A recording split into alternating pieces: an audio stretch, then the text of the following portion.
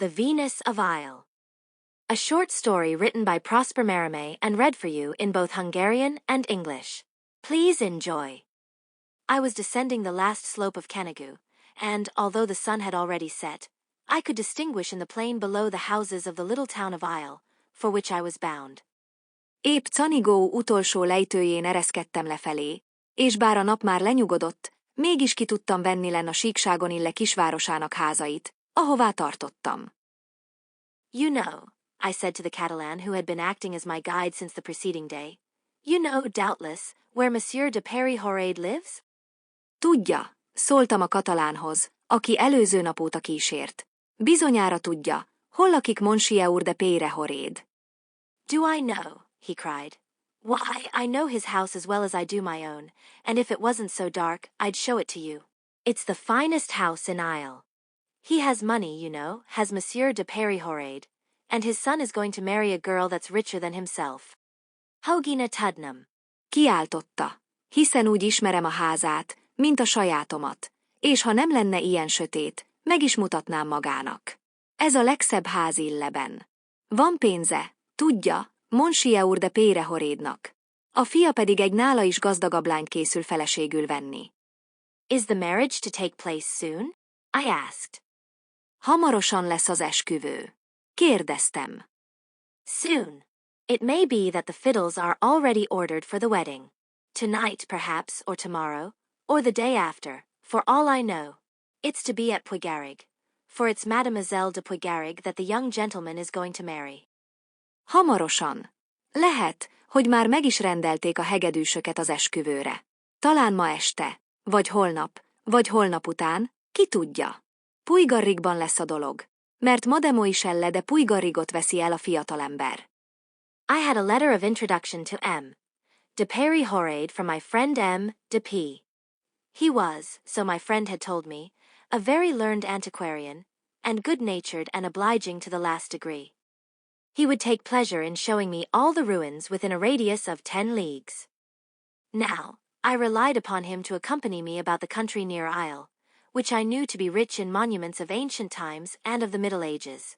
This marriage, of which I now heard for the first time, might upset all my plans. Volt egy ajánlólevelem Monsieur de Périhorade részére, amelyet barátomtól, Monsieur de P-től kaptam. Barátom azt mondta róla, hogy rendkívül tanult régész, és a végletekig jóindulatú, segítőkész ember. Örömét leli abban, hogy 10 mérföldes körzetben minden romot megmutasson az embernek. Számítottam is rá, hogy elkísér majd Ille környékén, melyről tudtam, hogy bővelkedik ókori és középkori emlékekben. Ez az esküvő, amelyről most hallottam először, keresztül húzhatta volna az összes tervemet. I shall be an interloper, I said to myself.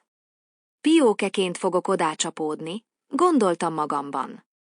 But I was expected. As my arrival had been announced by M. de P., I must needs present myself. Ám számítottak rám. Mivel Monsieur de P. bejelentette az érkezésemet, kötelességemnek éreztem, hogy bemutatkozzam. I'll bet you, monsieur, said my guide, as we reached the foot of the mountain. I'll bet you a cigar that I can guess what you are going to do at Monsieur de Périhorade's. Fogadok önnel, uram, mondta a vezetőm, amikor leértünk a hegylábához, hogy egy szivarban lemerem fogadni, mire készül Monsieur de Périhorade-nál. Why, that is not very hard to guess, I replied, offering him a cigar. At this time of day, when one has walked 6 leagues over Canigou, the most urgent business is supper. Nos, ezt nem nehéz kitalálni. Feleltem, felé nyújtva egy szivart. Ilyenkor, amikor az ember 6 mérföldet gyalogol a Canigouen át, a legfontosabb teendő a vacsora. Yes, but tomorrow? Look you, I'll bet that you have come to Ille to see the idol. I guessed that when I saw you drawing pictures of the saints at Sarabona. Igen, de holnap. Nézze csak, lefogadom, hogy azért jött Illebe, hogy megnézze a bálványt. Már akkor sejtettem, amikor láttam, hogy Sarabonában a szentekről rajzolgat. The idol. What idol? The word had aroused my curiosity. A bálványt? Miféle bálványt? A szó nyomban felkeltette a kíváncsiságomat. What? Didn't anyone at Perpignan tell you how Monsieur de Périhorade had found an idol in the ground? Hogy? Perpignanban nem mondták önnek, hogy Monsieur de Périhorade egy bálványt talált a földben. You mean a terracotta, or clay statue, don't you? Valami agyakszoborra vagy terrakotta figurára gondol, ugye? No, indeed. I mean a copper one, and it's big enough to make a lot of big sous. It weighs as much as a church bell. It was way down in the ground, at the foot of an olive tree, that we found it. Nem bizony. Egy rézből készültre gondolok, és elég nagy ahhoz, hogy rengeteg nagy részpénzt lehessen belőle verni. Egy templomi harangnyi súlya van. Mélyen a földben volt, egy olajfa tövében találtuk meg. So you were present at the discovery, were you? Szóval ön is jelen volt, amikor rábukkantak. Yes, monsieur. Monsieur de Périhorade told us a fortnight ago, Jean Call and me, to dig up an old olive tree that got frozen last year, for it was a very hard winter, you know. So, while we were at work, Jean Call, who was going at it with all his might, dug his pick into the dirt, and I heard a bim, just as if he'd struck a bell. What's that? Says I. We kept on digging, and first, a black hand showed. It looked like a dead man's hand sticking out of the ground. For my part, I was scared. I goes to Monsieur, and I says to him, "Dead men under the olive tree, master. You'd better call the cure." Igen, uram. 2 hete mondta Monsieur de Périhorade nekünk. Nekem meg zsancolnak, hogy ássuk ki azt a vénolajfát, amely tavaly elfagyott. Nagyon kemény tél volt, ugye? Szóval ástunk. Áskáltunk, amikor Jean-Kyle nagy erővel belecsapta a csákányát a földbe, és én egy biff hangot hallottam, mintha harangot ért volna. Mi ez? Kérdezem. Aztán tovább ástunk, és először egy fekete kéz bukkant elő. Úgy nézett ki, mint egy halott ember keze, amely kiáll a földből. Megijedtem. Oda mentem Monsieur úrhoz, és azt mondtam, mester, halottak vannak az olajfa alatt. Hívni kellene a plébánost. What dead men? He says. Miféle halottak? Kérdezte ő. He went with me, and he'd no sooner seen the hand than he sings out, "An antique! An antique!" You'd have thought he had found a treasure. And to work he went with a pick and with his hands, and did as much as both of us together, you might say. Eljött velem, és alig látta meg a kezet, már is azt kiáltotta. Egy antik darab. Egy antik darab. Azt hinné az ember, hogy valami kincset talált. Neki veselkedett a csákánnyal meg puszta kézzel, és mondhatom, ugyanannyit végzett, mint mi ketten együttvéve. Well, what did you find? Hát aztán mit találtak végül? A tall black woman more than half naked, saving your presence, monsieur, of solid copper. And Monsieur de Périhorade told us that it was an idol of heathen times, of the time of Charlemagne. Egy magas, fekete női alakot, félig meztelen, bocsánat, uram, színrészből. És Monsieur de Périhorade azt mondta, hogy ez egy pogánykori bálvány, még Nagy Károly korából. I see what it is, a bronze blessed virgin from some dismantled convent. Értem már, egy bronzból készült Szűz Mária szobor valamelyik feloszlatott kolostorból. A blessed virgin. Oh yes. I should have recognized it if it had been a blessed virgin. It's an idol, I tell you. You can see that from its expression. It fastens its great white eyes on you. You'd think it was trying to stare you out of countenance. Why, you actually lower your eyes when you look at it. Szűz Mária. Ó, igen. Ha Szűz Mária lett volna, felismertem volna. Ez bizony egy bálvány, mondom én, az arckifejezése is elárulja. Rád mereszti a hatalmas fehér szemeit. Az embernek olyan érzése támad, mintha le akarná győzni a tekintetével. Sőt, önkéntelenül is lesüti az ember a szemét, ha ránéz. White eyes. They are encrusted on the bronze, no doubt. It may be some Roman statue. Fehér szemek? Valószínűleg berakásos a bronzszobron. Lehet, hogy valamilyen római kori alkotás. Roman. That's it. Monsieur de Périhorade says she's a Roman. Ah, I see that you're a scholar like him. Római pontosan. Monsieur de Peyrehoréd szerint is római. Látom, maga is tudós, akár ő. Is it whole, well preserved? Épségben, jó állapotban van. Oh, it's all there, monsieur. It's even handsomer and finished better than the plaster of Paris bust of Louis Philippe at the mayor's office. But for all that, I can't get over the idol's face. It has a wicked look, and she is wicked too. Hiánytalan. Uram! Még szebb és kidolgozottabb, mint a polgármesteri hivatalban lévő Gibbs Louis Philippe melszobor. De még így is, az a bálványarc valahogy rosszindulatú, és maga a szobor is gonosz. Wicked. What harm has she done you? Gonosz. Miféle kárt tett önben? None to me exactly. But I'll tell you. We had got down on all fours to stand her up, and Monsieur de Peyrehoréd, he was pulling on the rope too, although he hasn't any more strength than a chicken, the excellent man. With a good deal of trouble we got her on her feet. I was picking up a piece of stone to wedge her, when, patatres, down she went again, all in a heap. Stand from under, says I. But I was too late, for Jean Call didn't have time to pull out his leg. Nekem személy szerint semmi bajom nem lett tőle, de hadd meséljem el. 4 kézláb dolgoztunk, hogy talpra állítsuk, és még Monsieur de Peyrehoréd is húzta a kötelet, pedig annyi ereje sincs, mint egy csirkének, szegény jó ember. Elég sok kínlódással végül felállítottuk. Én közben egy követ próbáltam oda tenni, hogy alátámasszam, amikor patatrasz. A szobor megint ledőlt. Vigyázz, kiáltottam, de elkéstem, mert Jean-Kyle nem tudta időben kihúzni a lábát. And he was hurt? Megsérült. His poor leg broken off short like a stick. Piqueir. When I saw that, I was furious. I wanted to smash the idol with my pickaxe, but Monsieur de Peyrehoréd held me back.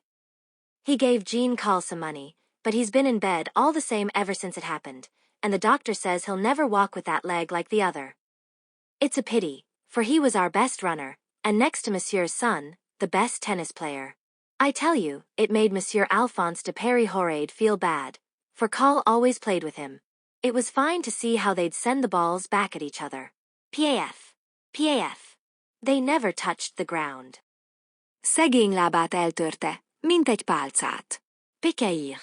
Mikor megláttam, dühömben legszívesebben szétszúztam volna a bálványt a csákányommal, de Monsieur de Peyrehoréd visszatartott. Adott valamennyi pénzt zsancolnak, de azért azóta is ágyban fekszik, és az orvos azt mondja, soha nem fog olyan rendesen járni azon a lábán. Kár érte, mert ő volt a leggyorsabb futónk, és Monsieur fiát leszámítva a legjobb teniszező. Elhiheti, hogy Monsieur Alphonse de Peyrehoréd nagyon elszomorodott, mert Kyle mindig vele játszott. Nagyszerű volt nézni, hogy ütötték a labdát oda-vissza. Paf. Paf. Még a földet sem érte a labda.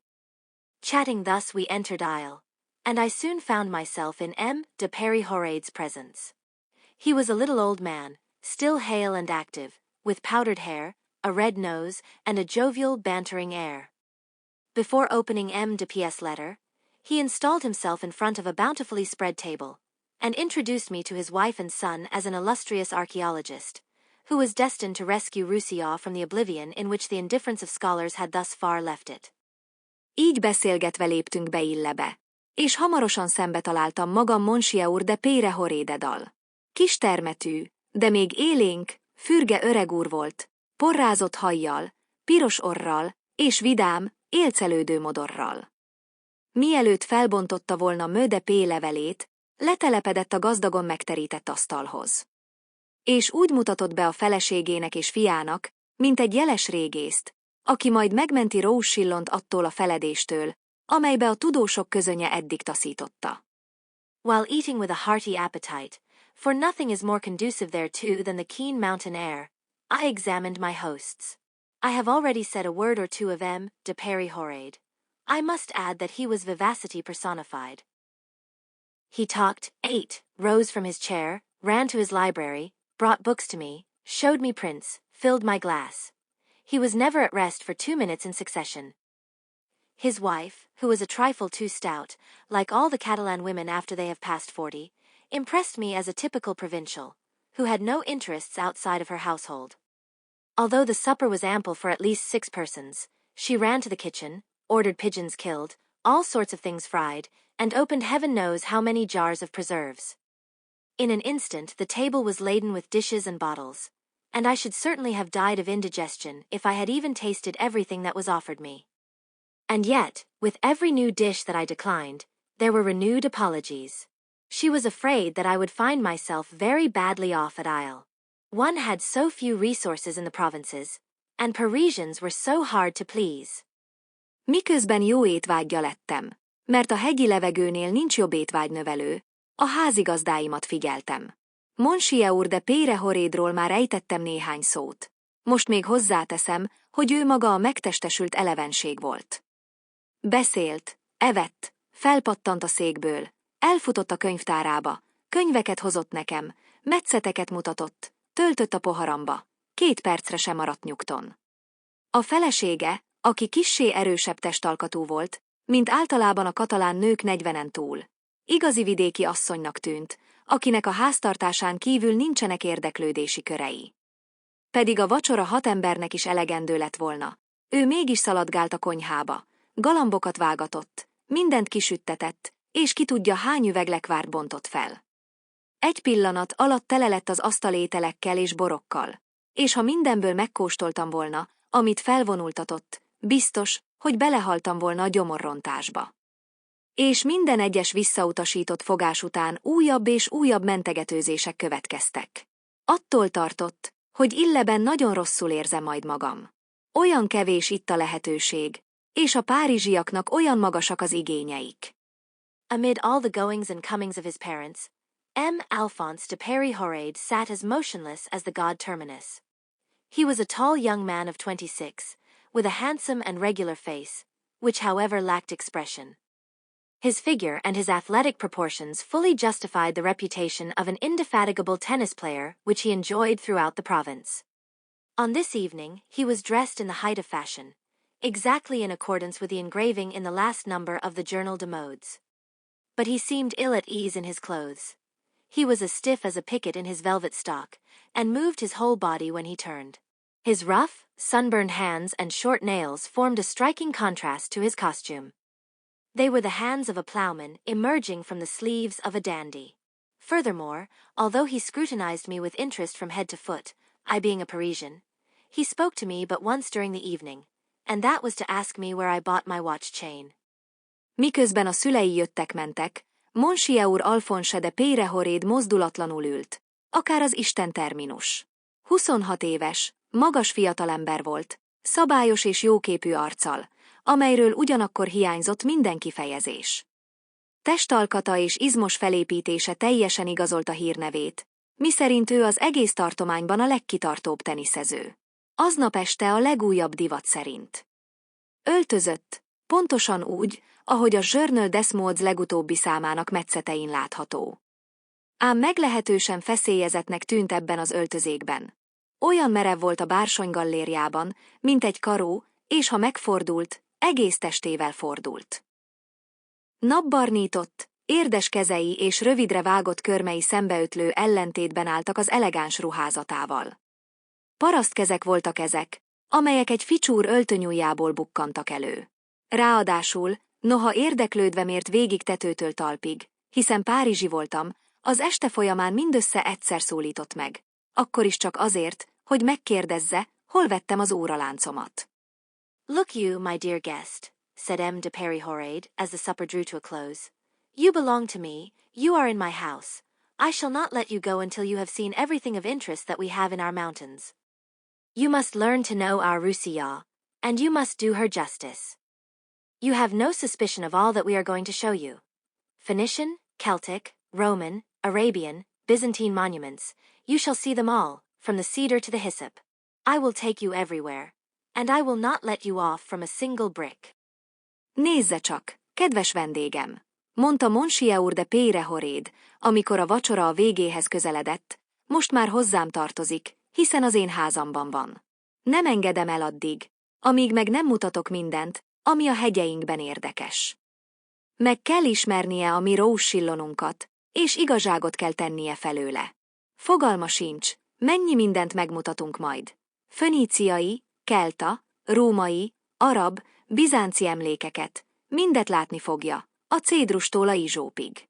Mindenhová elviszem, egyetlen tégláról sem engedem lemaradni. A paroxysm of coughing compelled him to pause. I seized the opportunity to say that I should be distressed to incommode him at a season so fraught with interest to his family. If he would simply give me the benefit of his excellent advice as to the excursions it would be well for me to make, I could easily, without putting him to the trouble of accompanying me. Egy köhögési roham félbeszakította. Én pedig gyorsan megragadtam az alkalmat, hogy jelezzem, nem szeretnék a terhére lenni egy ilyen fontos családi időszakban. Ha egyszerűen ellátna a kiváló tanácsaival a kirándulásokat illetően, amelyekre érdemes elmennem, én minden további nélkül elboldogulnék egyedül, anélkül, hogy zavarnám őt. Ah, you refer to this boy's marriage, he exclaimed, interrupting me. That's a mere trifle. It will take place day after tomorrow. You must attend the wedding with us, en famille, as the bride is in mourning for an aunt whose property she inherits. So there are to be no festivities, no ball. It is too bad, for you might have seen our Catalan girls dance. They are very pretty, and perhaps you would have felt inclined to follow my Alphonse's example. One marriage, they say, leads to others. Saturday, when the young people are married, I shall be free, and we will take the field. I ask your pardon for subjecting you to the ennui of a provincial wedding. For a Parisian, sated with parties of all sorts, and a wedding without a ball, at that. However, you will see a bride, you must tell me what you think of her. But you are a serious man, and you don't look at women any more. I have something better than that to show you. I will show you something worth seeing. I have a famous surprise in store for you tomorrow.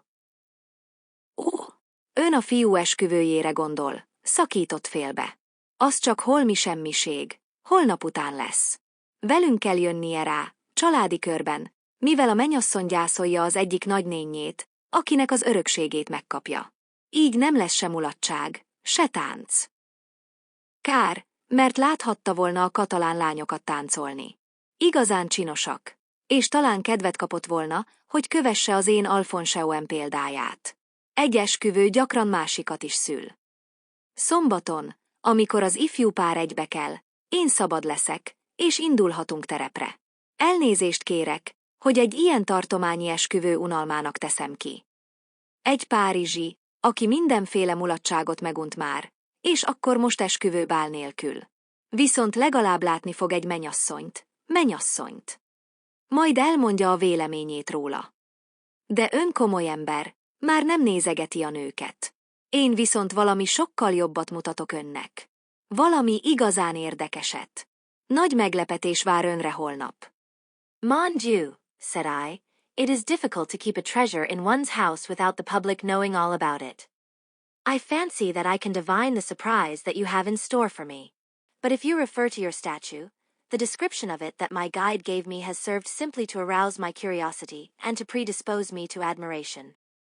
Uramisten, mondtam, nehéz lehet kincset rejtegetni a házban anélkül, hogy az egész vidék tudna róla. Azt hiszem, sejtem, mi lesz az a meglepetés. De ha a szobráról van szó, akkor a vezetőm leírása már így is jócskán felcsigázta a kíváncsiságomat, és előre magasztalásra késztetett. Ah, so he spoke to you about the idol, for that is what they call my beautiful Venus to her, but I will tell you nothing now. You shall see her tomorrow, by daylight, and tell me whether I am justified in considering her a chef d'oeuvre. Parbleu! You could not have arrived more opportunely. There are some inscriptions which I, poor ignoramus that I am, interpret after my manner. But a scholar from Paris. It may be that you will make fun of my interpretation, for I have written a memoir. I, who speak to you, an old provincial antiquary, have made a start. I propose to make the printing presses groan. If you would kindly read and correct me, I might hope. For example, I am very curious to know how you will translate this inscription on the pedestal. Cave, but I won't ask you anything yet. Until tomorrow. Until tomorrow. Not a word about the Venus today. Ó, szóval mesélt már magának a bálványról, mert így hívják az én gyönyörű Vénusz türömet, de most nem mondok semmit. Holnap, nappali fényben látni fogja, és maga megmondja, joggal tartom remek műnek. Pablo. Nem is érkezhetett volna jobbkor. Vannak ugyanis feliratok, amelyeket én, tudatlan provinciális, a magam módján értelmezek. De egy párizsi tudós. Lehet, hogy. Kineveti majd az én értelmezésemet, mert írtam is egy tanulmányt róla. Én, ez a vidéki régész, aki most kezd csak belelendülni. Majd jól megdolgoztatom a nyomdákat. Ha elolvasná és kijavítaná, reménykednék. Például nagyon érdekelne, hogyan fordítaná maga a talapzaton lévő feliratot. Kave, de nem kérdezek semmit. Majd holnap. Holnap. Ma szó se essék a Vénuszról. You are quite right, Peri Horaid, said his wife, to let your old idol rest. You must see that you are keeping Monsieur from eating. Bah! Monsieur has seen much finer statues than yours in Paris. There are dozens of them at the Tuileries, and bronze ones, too.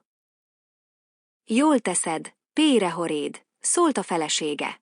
Hagyd pihenni azt a vén bálványodat. Láthatod, hogy megakadályozod a vendégurat az evésben. Bah! Párizsban sokkal szebb szobrokat is látott már, mint a tiéd. A Tuileriák kertjében tucatnyi van, bronzból is. There you have the blessed ignorance of the provinces, interrupted M. de Peri Horaid. Think of comparing an admirable antique to Cousteau's insipid figures. Would you believe that my wife wanted me to melt my statue and make it into a bell for our church? She would have been the donor, you see. A chef-d'œuvre of Miron, monsieur. Ez a tartományi tudatlanság, az áldott tudatlanság. They got caused Monsieur de Peri Horaid. Összehasonlítani egy csodálatos antik művet kóstó unalmas figuráival.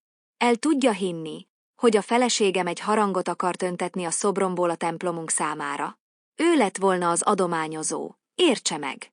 Egy Miron-féle remek művet. Uram! Chef-d'œuvre. Chef-d'œuvre. A pretty chef d'oeuvre she made. To break a man's leg. Remekmű, remekmű. Szép kis remekmű, ha egyszer eltöri egy ember lábát. Look you, my wife, said M. de Peri Horaid in a determined tone, extending his right leg encased in a stocking of Chinese silk in her direction. If my Venus had broken this leg, I should not regret it. Nézze csak, asszonyom, mondta Monsieur de Peri Horaid határozott hangon, közben kinyújtva felé a jobb lábát, amely kínai selyemharisnyában feszült. Ha a Vénuszom ezt a lábamat törte volna el, akkor sem bánnám. Gracious heaven! How can you say that, Peri Horaid? Luckily, the man is getting better. Still, I can't make up my mind to look at the statue that causes such accidents as that. Poor Jean Call. Szentségeség! Hogy mondhatsz ilyet? Pére Horaid? Szerencsére az ember már jobban van. De. Én nem vagyok képes ránézni egy olyan szoborra, amely ilyen szerencsétlenséget okoz. Szegény Jean Kyle. Wounded by Venus, monsieur, said M. de Peri Horaid with a chuckle. Wounded by Venus, the clown complains, veneris nec premia noris. Who has not been wounded by Venus? Vénusz szebezte meg, uram, mondta Monsieur de Peri Horaid kuncogva. Vénusz sebe, s jajgat a szegény fickó. Veneris nec premia noris. Ki ne szenvedett volna már a Vénusztól? M. Alphonse, who understood French better than Latin, winked with a knowing look, and glanced at me as if to ask, And you, Monsieur le Parisien, do you understand? Monsieur Alphonse, aki jobban értett franciául, mint latinul, összekacsintott velem, mintha azt akarná kérdezni. Hát maga, Monsieur le Parisien, érti ezt? The supper came to an end. I had eaten nothing for the last hour. I was tired, and I could not succeed in dissembling the frequent yawns which escaped me. Madame de Peri Horaid was the first to notice my plight, and observed that it was time to go to bed. Thereupon began a new series of apologies for the wretched accommodations I was to have. I should not be as comfortable as I was in Paris. One is so badly off in the provinces. I must be indulgent for the Rissolanoan eyes. In vain did I protest that after a journey in the mountains a sheaf of straw would be a luxurious bed for me. She continued to beg me to excuse unfortunate country folk if they did not treat me as well as they would have liked to do. I went upstairs at last to the room allotted to me, escorted by M. de Péry-Horade. The staircase, the upper stairs of which were of wood, ended in the center of a corridor upon which several rooms opened. Vége lett a vacsorának. Az utolsó órában már semmit sem ettem. Kimerült voltam, és képtelen voltam leplezni a gyakori ásításokat. Madame de Péry-Horade vette észre elsőként, milyen állapotban vagyok, és megjegyezte, hogy ideje nyugovóra térni.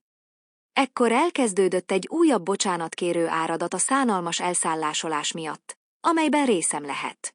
Nem fogok olyan kényelemhez jutni, mint Párizsban. A tartományban olyan mostohák a körülmények. Nagylelkűen nézzem el ezt a rózsilloniaknak. Hiába tiltakoztam, hogy egy hegyi túra után nekem egy szalmakazal is fényűző fekhely lenne. Ő csak folytatta. Mentegetőzött, hogy a szegény vidéki emberek nem tudnak úgy kiszolgálni, ahogyan szeretnének. Végül aztán felkísértek abba a szobába, amelyet nekem szántak, Monsieur de Péry-Horade társaságában. A lépcsősor, amelynek felső fokai már fából voltak, egy folyosó közepén ért véget, ahonnan több szoba is nyílt. At the right, said my host, is the apartment which I intend to give to Madame Alphonse that is to be. Your room is at the end of the opposite corridor. You know, he added, with an expression meant to be sly, you know we must put a newly married couple all by themselves. You are at one end of the house, and they at the other. Jobbra, mondta a házigazdám, van az alakosztály, amelyet a leendő Madame Alphonse-nak szánunk. Az önszobája a szemközti folyosó végén lesz. Tudja, tette hozzá cinkos mosollyal, az ifjú házasokat el kell szigetelni. Maga az egyik végében lesz a háznak, ők meg a másikban. We entered a handsomely furnished room, in which the first object that caught my eye was a bed 7 feet long, 6 feet wide, and so high that one had to use a stool to climb to the top.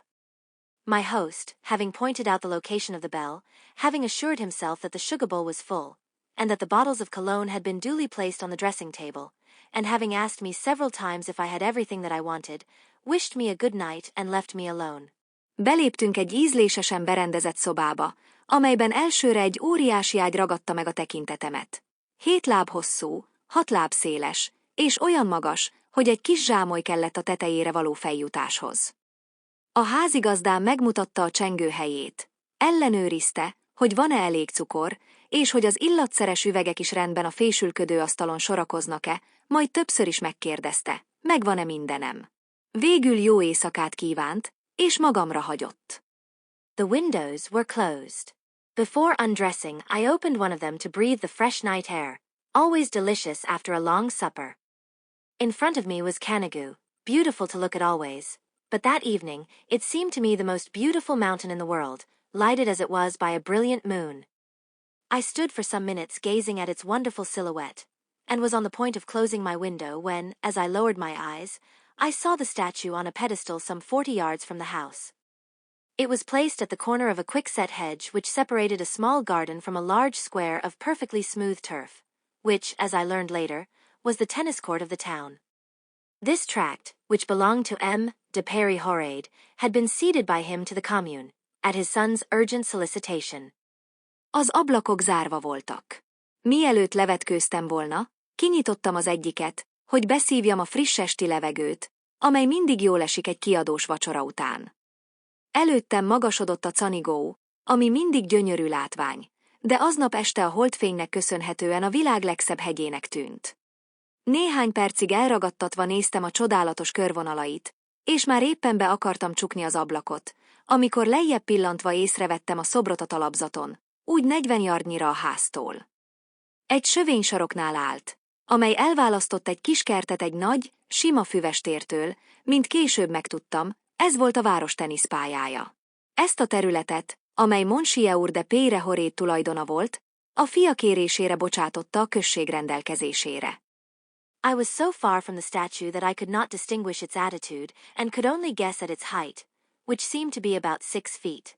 At that moment 2 young scamps from the town walked across the tennis court, quite near the hedge, whistling the pretty Roussillon air, Montagny's Regalades. They stopped to look at the statue, and one of them apostrophized it in a loud voice. He spoke Catalan, but I had been long enough in Roussillon to understand pretty nearly what he said. Elég messze voltam a szobortól, így nem tudtam kivenni a testtartását, csak azt sejtettem, hogy körülbelül 6 láb magas lehet. Ekkor 2 helyi suhant sétált át a teniszpályán, egész közel a sövényhez, és a Montagnes Régalades című szép Roussilloni dallamot fütyülte. Megálltak, hogy szemügyre vegyék a szobrot, majd egyikük hangosan rászólított. Katalánul beszélt, de elég régóta voltam már Roussillonban ahhoz, hogy nagyjából megértsem. So there you are, hussy. So there you are, he said. So it was you who broke Jean Call's leg. If you belonged to me, I'd break your neck. Na, itt vegi, ti bestia. Itt vagy, mi, mondta. Szóval te törted el Zsankály lábát. Ha az enyém lennél, kitörném a nyakadat. Bah! With what? Said the other. She's made of copper, and it's so hard that Etienne broke his file, trying to file it. It's copper of the heathen times, and it's harder than I don't know what. Bah! Mi gismivel? Szólt a másik. Rézből van, olyan kemény, hogy Etienne eltörte a reszelőjét, amikor reszelni próbálta. Ez a pogány idők réze, és keményebb, mint akármi, amit csak ismerek. If I had my cold chisel, it seemed that he was a locksmith's apprentice. I'd soon dig out her big white eyes, as easy as I'd take an almond out of its shell. They'd make more than 100 sous in silver. Ha nálam lenne a vésőm. Úgy tűnt, lakatosinas volt. Azonnal kifeszegetném a hatalmas fehér szemeit, olyan könnyedén, mint a mandulát a héjából. Ezért bizony kaphatnánk vagy 100 sauté is ezüstben. They walked away a few steps. Ezzel néhány lépéssel odébb mentek. I must bid the idol good night, said the taller of the two, suddenly stopping again. El kell búcsúznom a bálványtól, mondta a magasabbik, és hirtelen megint megtorpant. He stooped, and I suppose, picked up a stone.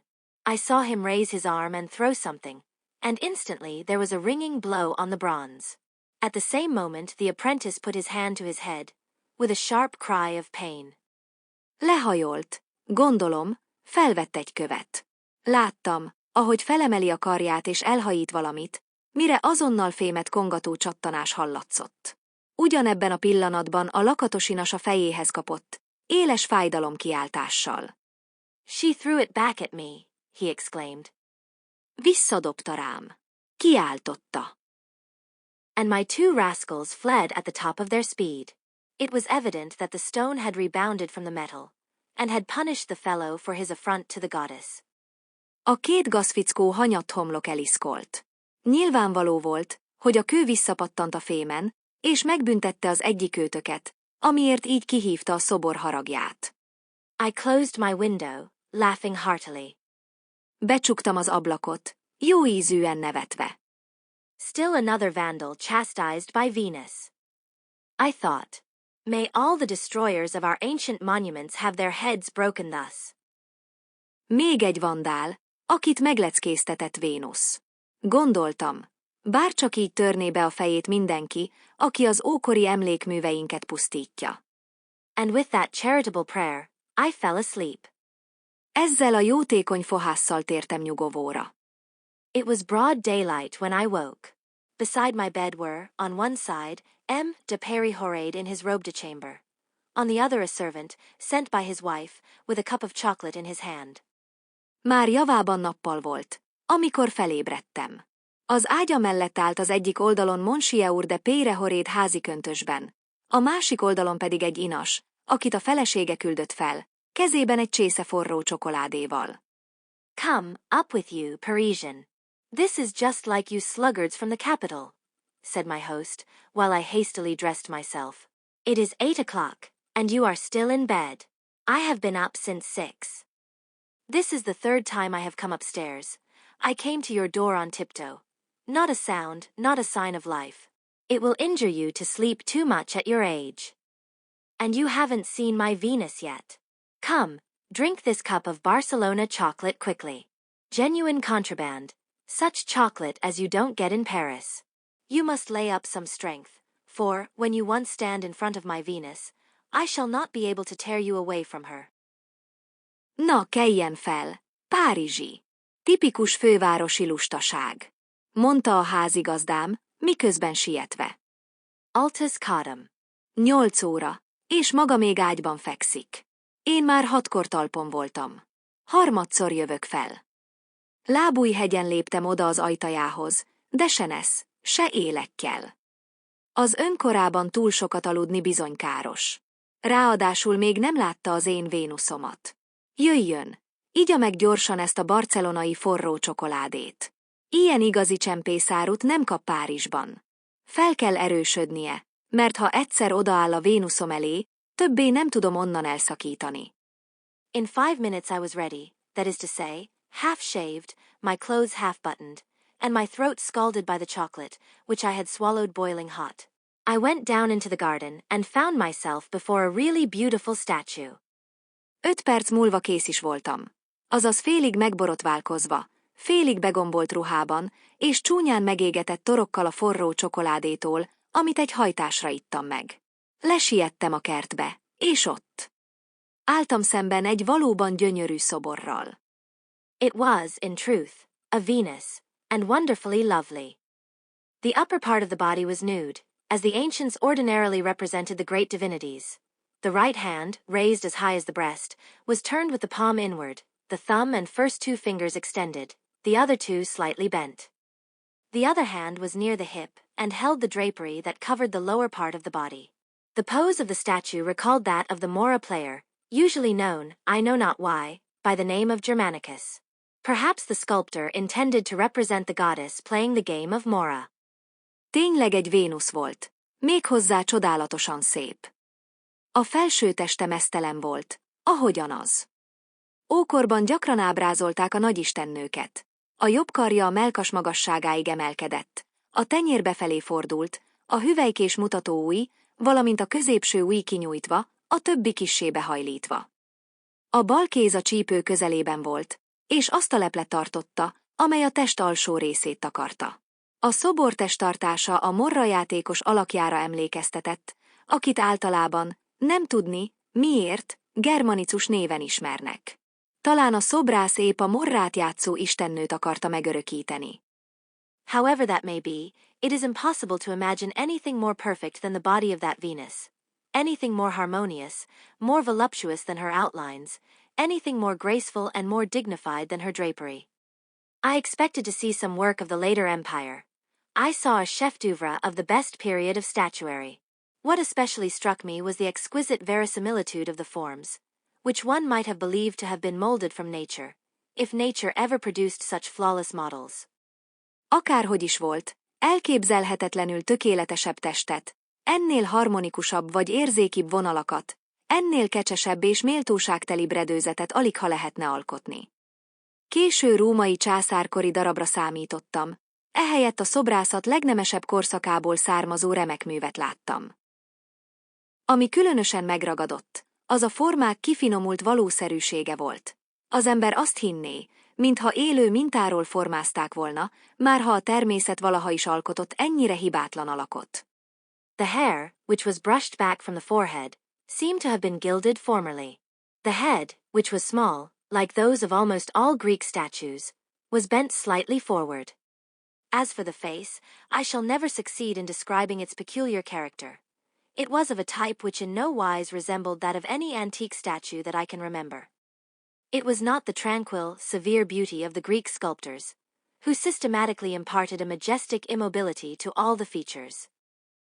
Here, on the contrary, I observed with surprise a clearly marked intention on the part of the artist to express mischievousness amounting almost to deviltry. All the features were slightly contracted. The eyes were a little oblique, the corners of the mouth raised, the nostrils a little dilated. Disdain, irony, cruelty could be read upon that face, which none the less was inconceivably lovely. In truth, the more one looked at that marvelous statue, the more distressed one felt at the thought that such wonderful beauty could be conjoined to utter absence of sensibility. A homlokából hátrafésült hajat, mintha valaha aranyozták volna. A fej kicsi volt, mint csaknem minden görög szobornál, és enyhén előredőlt. Ami pedig az arcot illeti, soha nem fogom tudni igazán leírni a sajátos jellegét. Semmiben sem hasonlított egyetlen olyan antik szoborra sem, amire emlékszem.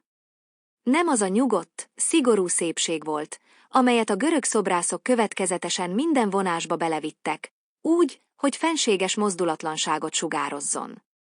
Itt ezzel szemben egyértelmű volt a művész szándéka. Némi pajkosságot, sőt már-már ördögi huncutságot akart kifejezni. Az arc minden egyes vonása kissé összehúzódott. A szemek enyhén ferdevágásúak, a száj sarka felfelé ívelt, az orcimpák kissé kitágultak. Megvetés, gúny, kegyetlenség olvasható ki erről az arcról, amely mindennek ellenére felfoghatatlanul gyönyörű volt. Valóban, minél tovább nézte az ember ezt a bámulatos szobrot, annál inkább kétségbe ejtette a tudat, hogy egy ilyen esztétikai tökély a lélek teljes hiányával társulhat. If the model ever existed, I said to M. de Périhorade, and I doubt whether heaven ever produced such a woman, how I pity her lovers. She must have delighted in driving them to death from despair. There is something downright savage in her expression, and yet I never have seen anything so beautiful. Ha létezett ilyen modell a valóságban, szóltam Monsieur de Pérehorédhoz, és kétlem, hogy az ég valaha is alkotott volna ilyen nőt, akkor őszintén sajnálom a szeretőit. Minden bizonnyal. Örömét lelte abban, hogy kétségbeesésbe kergetve halálba űzze őket. Valami vad kegyetlenség van a vonásaiban, és mégis soha nem láttam ilyen szép dolgot. T is Venus all intent upon her prey, quoted M. de Périhorade, delighted with my enthusiasm. Ez a Vénusz, aki minden figyelmét a zsákmányára fordítja. Idézte felhevülten, láthatóan örülve a lelkesedésemnek. That expression of infernal irony was heightened perhaps by the contrast between the very brilliant silver eyes and the coating of blackish green with which time had overlaid the whole statue. Those gleaming eyes created a certain illusion which suggested reality, life. I remembered what my guide had said, that she made those who looked at her lower their eyes. That was almost true, and I could not help feeling angry with myself as I realized that I was perceptibly ill at ease before that bronze figure. Az ördögi gúny kifejezését talán még jobban kiemelte a szobor teljes felületét borító fekészölt patina és a csodálatosan csillogó ezüst szemek kontrasztja. A fénylő szemek valóságos, élő hatást keltettek. Eszembe jutott, amit a vezető mondott, hogy aki ránéz, az végül kénytelen lesütni a szemét. Ez szinte igaznak bizonyult, és bosszantott, hogy valóban feszélyezve éreztem magam e bronzalak előtt. Now that you have admired her in every detail, my dear colleague in antiquarian research, said my host, let us open a scientific conference if you please. What do you say to this inscription, which you have not noticed as yet? Most, hogy minden részletében megcsodálta, kedves régésztársam, mondta a házigazdám, térjünk át a tudományos megbeszélésre, ha megengedi. Mit szól ehhez a felirathoz, amit még nem vett észre? He pointed to the base of the statue, and I read there these words, Cave Amantum. A szobor talapzatára mutatott, és én elolvastam a következő szavakat. Cave Amantem. Quid dices, doctissime? He asked, rubbing his hands. Let us see if we shall agree as to the meaning of this cave Amantem. Quidicis, doctissime? Kérdezte, dörzsölve a kezét. Lássuk, egyetértünk-e a Cave Amantem jelentésében. Why, there are two possible meanings, I said. It may be translated, beware of him who loves you, distrust lovers. But I am not sure that cave amantem would be good Latin in that sense. In view of the lady's diabolical expression, I should be inclined to believe rather that the artist meant to put the spectator on his guard against that terrible beauty. So that I should translate, look out for yourself if she loves you. Nos, kétféle jelentés is elképzelhető, feleltem. Úgy fordítható, óvakodj attól, aki szeret, vagyis ne bízz a szerelmesekben. De nem vagyok benne biztos, hogy a cave amantem ebben az. Értelemben helyes latin. Figyelembe véve a hölgy ördögi arc kifejezését, inkább hajlok arra, hogy a művész arra figyelmeztette a szemlélőt, hogy tartsa magát távol ettől a veszedelmes szépségtől. Én. Így fordítanám. Vigyázz, ha ő szeret téged. Humph! Ejaculated M. de Périhorade. Yes, that is a possible translation, but with all respect, I prefer the first, which I will develop a little, however. You know who Venus's lover was. H.M. Horkant fel Monsieur de Périhorade. Igen, ez is lehetséges fordítás, de ha szabad, én inkább az elsőt részesítem előnyben. Igaz, azt kicsit továbbfejlesztem. Tudja, ki volt Vénusz szeretője? She had several. Több is akadt neki. Yes, but the first one was Vulcan. Did not the artist mean to say, despite all your beauty and your scornful air, you shall have a blacksmith, a wretched cripple, for a lover? A solemn lesson for coquettes, monsieur. Igen, de az első éppen Vulkanusz volt. Nem arra célzott a művész, hogy bármilyen gyönyörű és gőgös vagy, mégis egy kovács, egy nyomorék lesz a szerelmed. Komoly figyelmeztetés a kacérnőknek. Uram! I could not help smiling. The interpretation seemed to me so exceedingly far-fetched. Nem állhattam meg mosolygás nélkül. Annyira erőltetettnek tűnt ez a magyarázat. The Latin is a terrible language, with its extraordinary conciseness, I observed, to avoid contradicting my antiquary directly, and I stepped back a few steps to obtain a better view of the statue. A latin nyelv veszélyes játék. Annyira tömör. Jegyeztem meg, hogy ne kelljen nyíltan ellent mondanom a házigazdámnak, majd néhány lépéssel hátrébb léptem, hogy jobban rálássak a szoborra. One moment, colleague, said M. de Périhorade, seizing my arm. You have not seen all. There is still another inscription. Stand on the pedestal and look at the right arm. Egy pillanat, kolléga. Szólt Monsieur de Périhorade, Karamat megregadva. Még nem látott mindent. Van itt egy másik felirat is. Álljon fel a talapzatra, és nézze meg a jobb karját. As he spoke, he helped me to climb up. Miközben ezt mondta, segített felkapaszkodnom. I clung somewhat unceremoniously to the neck of the Venus, with whom I was beginning to feel on familiar terms. I even looked her in the eye for an instant, and I found her still more diabolical and still lovelier at close quarters. Then I saw that there were some letters, in what I took to be the antique cursive hand, engraved on the right arm.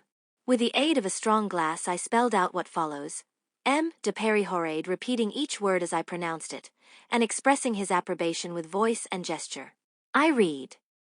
Elég közvetlen módon kapaszkodtam bele a Vénusz nyakába, akivel lassan már egész meghitt viszonyba kerültem. Még a szemébe is belenéztem egy pillanatra, s úgy találtam, hogy még ördögibb és még szebb így, egészen közelről. Aztán megláttam néhány betűt, az ókori kurzív. Íráshoz hasonló vésést a jobb karján. Erős nagyító segítségével kibetűztem a feliratot, miközben Monsieur de Périhorade minden egyes szó után helyezlően bólintott és hangos egyetértéssel ismételte utánam. Ezt olvastam ki. Venere TVRBVL. Eftiches MYRO Imperio Facit. Venere TVRBVL. Eftiches MYRO Imperio Facit. After the word TVRBVL in the first line, several letters seemed to have become effaced, but TVRBVL was perfectly legible. A TVRBVL szó után az első sorban néhány betű úgy tűnt, mintha eltűnt volna, de a TVRBVL maga tökéletesen olvasható maradt. Which means, queried my host, with a beaming face, and winking maliciously, for he had a shrewd idea that I would not easily handle that TVRBVL. Ami mit jelent? Kérdezte a házigazdám sugárzó arccal, cinkosan kacsintva, mert sejtette, hogy ezzel a TVRBVL szóval nem fogok könnyen boldogulni. There is one word here which I do not understand as yet, I said. All the rest is simple. You ticks made this offering to Venus by her order. Van itt egy szó, amit még nem értek, mondtam. A többi egyszerű. Euches felajánlást Venusz parancsára tette. Excellent. But what do you make of TVRBVL? What is TVRBVL? Kitűnő. De mit gondolsz a TVRBVL szóról? Mi az a TVRBVL? TVRBVL puzzles me a good deal. I have tried in vain to think of some known epithet of Venus to assist me. What would you say to turbulenta? Venus, who disturbs, who excites, as you see. I am still engrossed by her evil expression. Turbulenta is not a very inapt epithet for Venus, I added modestly, for I was not very well satisfied myself with my explanation. A TVRBVL, Nagyan zavarba edged. Hiába próbáltam előhívni egy ismertebb Vénusz jelzőt, ami segíthetne. Mit szólnál a turbulenta névhez? A zavaró, izgató Vénusz. Amint látod, még mindig a gonosz arc kifejezése foglalkoztat. A turbulenta nem is olyan rossz jelző Venuszra nézve. Tettem hozzá szerényen, mert magam sem voltam teljesen elégedett a magyarázatommal. Turbulent Venus. Venus the roisterer. Ah, so you think that my Venus is a wine shop Venus, do you? Not by any means, monsieur. She is a Venus in good society. But I will explain this TVRBVL to you. Of course you will promise not to divulge my discovery before my memoir is printed. You see. I am very proud of this find of mine. You must leave us poor devils in the provinces a few spears to glean. You are so rich, you Parisian scholars. Zavaros Vénusz. Mulatozó Vénusz. Ó, szóval úgy véled, az én Vénuszom aféle kocsmai istennő. Szó sincs róla, uram. Ő bizony előkelő körök Vénusza. De elmagyarázom neked ezt a TVRBVL szót. Természetesen megígéred, hogy nem árulod el a felfedezésemet a tanulmányom megjelenése előtt. Látod, nagyon büszke vagyok erre a leletemre. Hagyjatok nekünk, szegény vidéki fickóknak is néhány kalászt az aratásból. Ti, párizsi tudósok, úgyis olyan gazdagok vagytok. From the top of the pedestal, whereon I was still perched, I solemnly promised him that I would never be guilty of the baseness of stealing his discovery. A talapzat tetejéről, ahol még mindig ácsorogtam, ünnepélyesen megígértem neki, hogy soha nem fogok olyan aljas tettet elkövetni, hogy ellopjam a felfedezését. TVRBVL, monsieur, he said, coming nearer to me and lowering his voice, for fear that some other than myself might hear. Read TVRBVL. TVRBVL, uram, mondta, miközben közelebb jött hozzám és lehalkította a hangját, attól tartva, hogy más is meghallja. Olvasd úgy, hogy TVRBVL-e. I don't understand any better. Nem értem ettől jobban. Listen. About a league from here, at the foot of the mountain, is a village called Bolterneer. That name is a corruption of the Latin word turbulnera. Nothing is more common than such inversions. Bolterneer, monsieur, was a Roman city. I have always suspected as much, but I have never had a proof of it. Here is the proof. This Venus was the local divinity of the city of Bolterneer, and this word Bolterneer, whose antique origin I have just demonstrated, proves something even more interesting, namely, that Bolterneer, before it became a Roman city, was a Phoenician city. Figyelj! Egy mérföldnyire innen, a hegylábánál van egy falu, Bolternere a neve. Ez a név a latin turbulnera elferdítése. Az efféle eltorzulás igen gyakori. Bolternere, uram, egy római város volt. Mindig sejtettem, de bizonyítékom sosem volt rá. Most itt a bizonyíték. Ez a Vénusz Bolternere helyi istennője volt, és ez a Bolternere név, amelynek ókori eredetét most éppen igazoltam, még valami ennél is érdekesebbet bizonyít.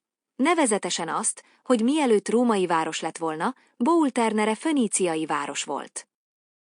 He paused a moment to take breath and to enjoy my surprise. I succeeded in restraining a very strong inclination to laugh. Egy pillanatra megállt, hogy lélegzetet vegyen és élvezze a meglepetésemet. Nekem sikerült visszafolytanom a hatalmas késztetést, hogy elnevessem magam. It is a fact, he continued, turbulnera is pure Phoenician. Pronounced tur and sour are the same word, are they not? Sour is the Phoenician name of Tyre. I do not need to remind you of its meaning. Bull is ball, bell, bull. Slight differences in pronunciation. As for Nera, that gives me a little trouble. I am inclined to believe, failing to find a Phoenician word, that it comes from the Greek word nuaidero, damp, swampy. In that case the word would be a hybrid. To justify my suggestion of nuaidero, I will show you that at Bolterneer the streams from the mountain form miasmatic pools. On the other hand, the termination Nera may have been added much later, in honor of Narrated, wife of Tetricus, who may have had some property in the city of Tubal. But on account of the pools, I prefer the etymology from New A to Rho. Ez tény, folytatta. A turbulnera tisztán föníciai eredetű. A tur, tournak ejtve, a tour és a saur ugyanaz a szó, nem igaz? A saur Tírus föníciai neve. Nem kell emlékeztetnem rá, mit is jelent. A bull pedig Baal. Bal, bel, bull, a kiejtésben apró eltérések vannak. Ami a nera részt illeti, ezzel akad egy kis gond. Úgy vélem, mivel nem találtam föníciai szót, hogy a görögból származik, amely nedves, mocsaras területet jelent. Ebben az esetben a szó kevert eredetű. Hogy igazoljam a feltételezést, megmutatom majd, hogy Boulternerenél a hegyről érkező patakok miazmatikus állóvizeket képeznek. Másrészről, a Nera végződést később is hozzáilleszthették, Tetricus felesége, Nera Pivesuvia tiszteletére, aki talán birtokkal rendelkezett Turbul városában. Mégis, a pocsolyák miatt én a etimológiát részesítem előnyben. And he took a pinch of snuff with a self-satisfied air. Ezután elégedett képpel szippantott egy csipet tubákot. But let us leave the Phoenicians and return to the inscription. I translate then, to Venus of Bolterneer, Myron, at her command, dedicates this statue, his work. De hagyjuk most a föníciaiakat, és térjünk vissza a felirathoz. Tehát így fordítom.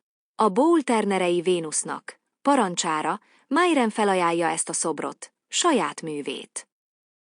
I had no idea of criticizing his etymology, but I did desire to exhibit some little penetration on my own part, so I said to him.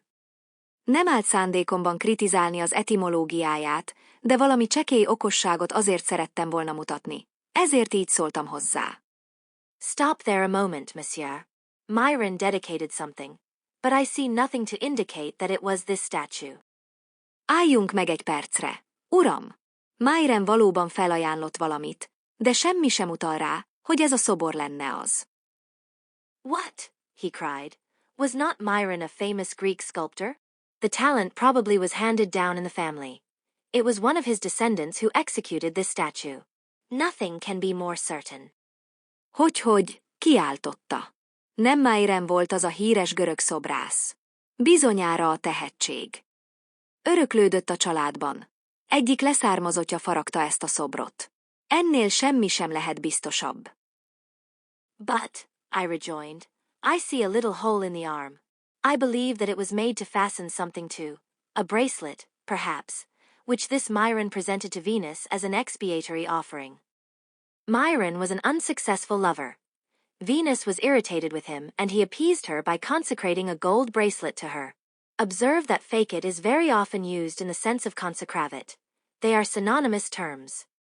I could show you more than one example of what I say if I had Grutter or Aurelius at hand. It would be quite natural for a lover to see Venus in a dream and to fancy that she ordered him to give a gold bracelet to her statue. So Myron consecrated a bracelet to her. Then the barbarians, or some sacrilegious thief. De, vetettem ellen. Látok egy kis lyukat a karján. Azt hiszem, arra való, hogy valamit rögzítsenek rá. Talán egy karkötőt, amit ez a Myron vezeklésként ajánlott fel Venus számára. Myron valószínűleg sikertelen udvarló volt. Venus megharagudott rá, és ő egy aranykarkötő felajánlásával engesztelte ki. Vedd észre, hogy a fecit gyakran a consecravit értelemben használt szó. Szinonim kifejezések. Több példát is mutathatnék erre, ha kéznél lenne Grutter vagy Aurelius. Természetes, hogy egy szerelmes férfi álmában látja Vénuszt, és azt képzeli, hogy az istennő megparancsolja neki, ajándékozzon aranykarkötőt a szobrára. Tehát Myron felajánlott neki egy karkötőt. Aztán jöttek a barbárok, vagy valami szentségtörő tolvaj. Ah, it is easy to see that you have written novels, cried my host, giving me his hand to help me descend. No, monsieur, it is a work of the school of Myron. Look at the workmanship simply, and you will agree. Ó, látszik, hogy regényeket írtál. Kiáltotta a házigazdám, kezemet nyújtva, hogy segítsen le. Nem, uram, ez Myron iskolájának alkotása. Nézd csak meg a kidolgozást, és belátod. Having made it a rule never to contradict outright an obstinate antiquarian, I hung my head with the air of one fully persuaded, saying, Mivel elhatároztam, hogy soha nem mondok nyíltan ellent egy makacs antikváriusnak, lehajtottam a fejem, mint aki teljesen meg van győzve, és így szóltam. It's an admirable thing. Ez igazán bámulatra méltó darab. Ah, mon Dieu, cried M. de Périhorade, still another piece of vandalism. Somebody must have thrown a stone at my statue. Ó, Istenem, kiáltott fel M. de Périhorade. Még egy barbár tett. Valaki követ dobhatott a szobromra. He had just discovered a white mark a little above Venus's breast. I observed a similar mark across the fingers of the right hand, which I then supposed had been grazed by the stone, or else that a fragment of the stone had been broken off by the blow and had bounded against the hand. I told my host about the insult that I had witnessed, and the speedy retribution that had followed. He laughed heartily, and, comparing the apprentice to Diomedes, expressed a hope that, like the Grecian hero, he might see all his companions transformed into birds. Éppen felfedezett egy fehér foltot valamivel Vénusz melle fölött. Hasonló nyomot vettem észre a jobb kéz ujjain is, és akkor azt gondoltam, talán ott is eltalálta a kő, vagy a kő egy darabja a becsapódáskor lepattant, és a kéznek ütődött. Elmeséltem a házigazdámnak a tanúja volt sértést és a gyors büntetést is. Jót nevetett, és a tanoncot Diomédészhez hasonlítva azt remélte, hogy a görög hőshöz hasonlóan az ifjú is madárrá változtatja minden társát. The breakfast bell interrupted this classical conversation, and I was again obliged, as on the preceding day, to eat for 4. Then M. de Périhorade's farmers appeared, and while he gave audience to them, his son took me to see a calèche which he had bought at Toulouse for his fiancée, and which I admired, it is needless to say. Then I went with him into the stable, where he kept me half an hour, boasting of his horses, giving me their genealogies, and telling me of the prizes they had won at various races in the province. At last he reached the subject of his future wife, by a natural transition from a grey mare he intended for her. A reggelit jelző csengő megszakította ezt az ókori tárgyú beszélgetést, és megint kénytelen voltam, akárcsak az előző napon, 4 ember helyett tenni. Ezután megérkeztek M. de Périhorade bérlői, míg ő fogadta őket. A fia elvitt, hogy megmutassa azt a kocsit, amelyet Toulouse-ban vett a menyasszonya számára, és amelyet természetesen csodálattal szemléltem. Aztán bementünk az istállóba, ahol fél órán át tartóztatott, miközben a lovait dicsérte, ismertette származásukat, és elmesélte, hány díjat nyertek a tartomány különböző versenyein. Végül, egészen természetes módon, rátért a jövendő felesége témájára, épp mikor egy szürke kancáról beszélt, amit neki szánt. We shall see her today, he said. I do not know whether you will think her pretty, but everybody here and at Perpignan considers her charming. The best thing about her is that she's very rich. Her aunt at Prades left her all her property. Oh, I am going to be very happy. Ma már láthatjuk is, mondta. Nem tudom, szépnek találod-e majd. De errefelé és Perpignanban mindenki elragadónak tartja. A legjobb tulajdonsága pedig, hogy nagyon gazdag. A nagynénje Predesban minden vagyonát ráhagyta. Ó, igazán boldog leszek. I was intensely disgusted to see a young man more touched by the dowry than by the beaux yeux of his betrothed. Roppantul bosszantott, hogy ez a fiatalembert jobban megérintette a hozomány, mint a menyasszonya szép szeme. You know something about jewels, continued M. Alphonse. What do you think of this one? This is the ring that I am going to give her tomorrow. Értesz valamelyest az ékszerekhez, folytatta Alfonse. Mit gondolsz erről? Ezt a gyűrűt fogom neki adni holnap. As he spoke, he took from the first joint of his little finger a huge ring with many diamonds, made in the shape of 2 clasped hands, an allusion which seemed to me exceedingly poetical. The workmanship was very old, but I judged that it had been changed somewhat to allow the diamonds to be set. On the inside of the ring were these words in Gothic letters, Semper ab ti, that is to say, always with thee. Miközben beszélt, lehúzott a kisujja felső percéről egy hatalmas, sok gyémántal kirakott gyűrűt, mely 2 összekulcsolt kezet ábrázolt. Ez a célzás meglehetősen költőinek tűnt számomra. A kidolgozás nagyon régi volt, de úgy véltem, némileg átalakíthatták, hogy a gyémántokat belefoghassák. A gyűrű belsejében gótbetűkkel ez állt. Sempr abéti, vagyis örökké veled. It is a handsome ring, I said, but these diamonds have taken away something of its character. Szép gyűrű, mondtam, de ezek a gyémántok valamit elvettek az eredeti jellegéből. Oh, it is much handsomer so, he replied with a smile. There are 1,200 francs worth of diamonds. My mother gave it to me. It was a very old family ring, of the times of chivalry. It belonged to my grandmother, who had it from hers. God knows when it was made. Ó, így sokkal szebb, felelte mosolyogva. 1200 frank értékű gyémánt van benne. Anyám adta nekem. Nagyon régi családi gyűrű, a lovakkorból. A nagyanyámé volt, aki szintén az ő nagyanyjától örökölte. Isten tudja, mikor készült. The custom in Paris, I said, is to give a very simple ring, usually made of 2 different metals, as gold and platinum, for instance.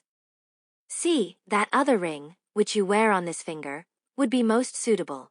This one, with its diamonds and its hands in relief, is so big that one could not wear a glove over it. Párizsban az a szokás, mondtam, hogy egészen egyszerű gyűrűt adnak, általában 2 különböző fémből, mondjuk aranyból és platinából. Nézd csak, az a másik gyűrű, amit ezen az ujjadon viselsz, sokkal megfelelőbb lenne. Ez itt, a gyémántjaival és a kidomborodó kezekkel olyan nagy, hogy nem is lehet rá kesztyűt húzni. Oh, Madame Alphonse may arrange that as she pleases. I fancy that she will be very glad to have it all the same. 1,200 francs on one's finger is very pleasant. This little ring, he added, glancing fatuously at the plain one which he wore, was given me by a woman in Paris one Mardi Gras. Ah, how I did go it when I was in Paris 2 years ago. That's the place where one enjoys oneself. Ó, Madame Alphonse úgy intézi majd, ahogy neki tetszik. Szerintem így is örülni fog neki. Mégiscsak 1200 frank az ember ujján, nem akármilyen érzés. Ezt a kis gyűrűt, tette hozzá, ostobán elmosolyodva a sima karikára pillantva, amelyet viselt, egy párizsi nő adta nekem húshagyókedden. Ó, mennyire éltem az életet Párizsban 2 éve. Ott tudja ám igazán élvezni az ember. And he heaved a sigh of regret. És egy bánatos sóhajt hallatott. We were to dine that day at Puigarig with the bride's parents. We drove in the calèche to the chateau, about a league and a half from Ille. I was presented and made welcome as a friend of the family.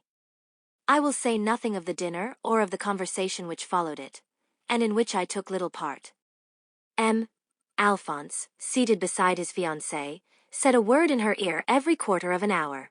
As for her, she hardly raised her eyes, and whenever her future husband addressed her she blushed modestly, but replied without embarrassment. Aznap a menyasszony szüleinél, Puigarrigban vacsoráztunk. A hintónkban mentünk a kastélyba, amely körülbelül 1,5 mérföldre volt Illétől. Családi barátként mutattak be, és szívélyesen fogadtak. Nem beszélek sem a vacsoráról, sem az azt követő társalgásról, amelyben alig vettem részt. Alphonse úr a menyasszonya mellett ült, és 4 óránként egy-egy szót suttogott a fülébe.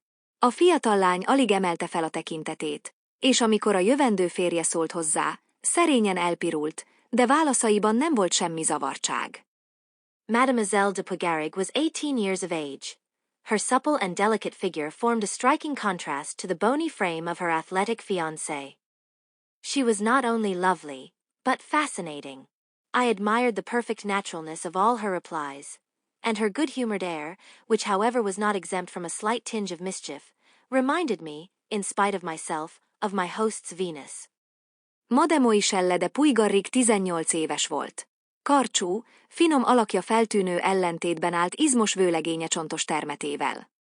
Nem csak szép volt, hanem elbűvölő is. Csodáltam válaszainak tökéletes természetességét, és a jókedvű megjelenése, amelyből azonban egy csipetnyi pajkosság sem hiányzott, önkéntelenül is a házigazdám Vénuszára emlékeztetett. As I made this comparison mentally, I asked myself whether the superiority in the matter of beauty which I could not choose but accord to the statue did not consist in large measure in her tigress-like expression. For energy, even in evil passions, always arouses in us a certain surprise and a sort of involuntary admiration.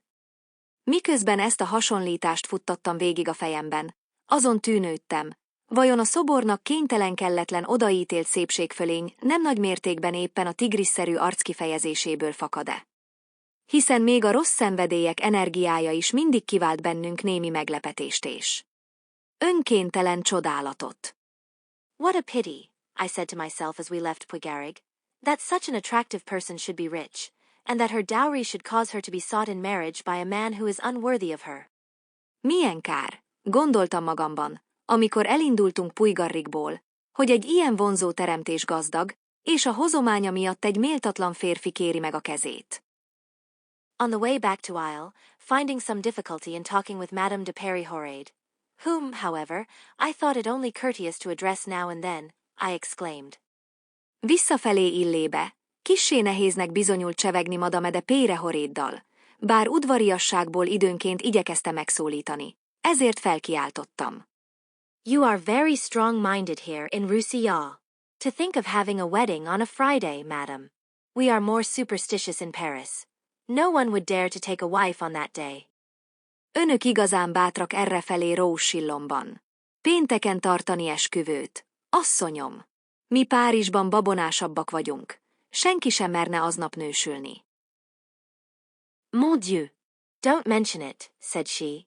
If it had depended on me, they certainly would have chosen another day. But Peri-Horade would have it so, and I had to give way to him.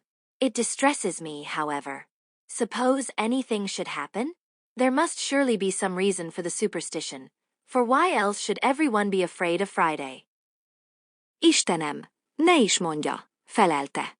Ha rajtam múlt volna, biztosan másik napot választunk. De Peri-Horade ragaszkodott ehhez, és engednem kellett neki. Mégis nyugtalanít. Mi van, ha történik valami? Biztosan van oka a babonának. Különben miért félne mindenki a péntektől? Friday, cried her husband. Friday is Venus's day. A splendid day for a wedding. You see, my dear colleague, I think of nothing but my Venus. On my honor, it was on her account that I chose a Friday. Tomorrow, if you are willing, before the wedding, we will offer a little sacrifice to her. We will sacrifice 2 pigeons, if I can find any incense. Péntek, kiáltotta férje. A péntek Vénusz napja. Ez kitűnő nap egy esküvőre. Látja, kedves kolléga, nem is gondolok másra, csak a Vénuszomra. Becsületemre mondom, miatta választottam ezt a napot. Holnap, ha benne vagy, még az esküvő előtt bemutatunk neki egy kis áldozatot. 2 galambot áldozunk fel, ha sikerül valahonnan tömjént szereznem. For shame, Peri-Horade, his wife interposed, scandalized to the last degree. Burn incense to an idol. That would be an abomination. What would people in the neighborhood say about you? Szégyeld magad, Peri-Horade, szólt közbe a felesége, végletekig megütközve.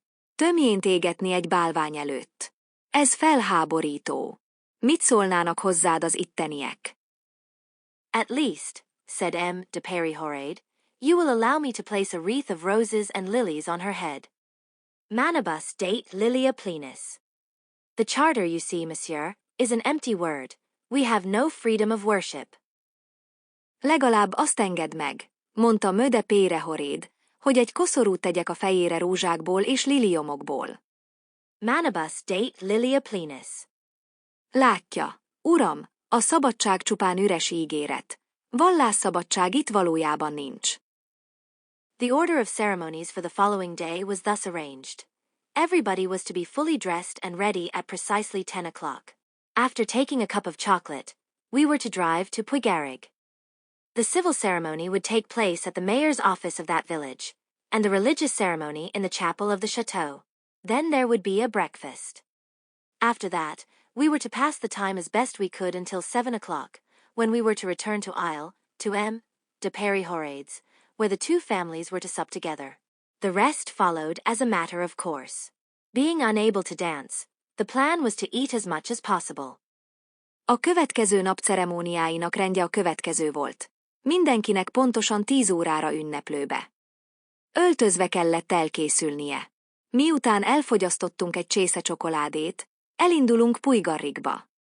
A polgári szertartás a falu polgármesteri hivatalában, az egyházi szertartás pedig a kastély kápolnájában lesz.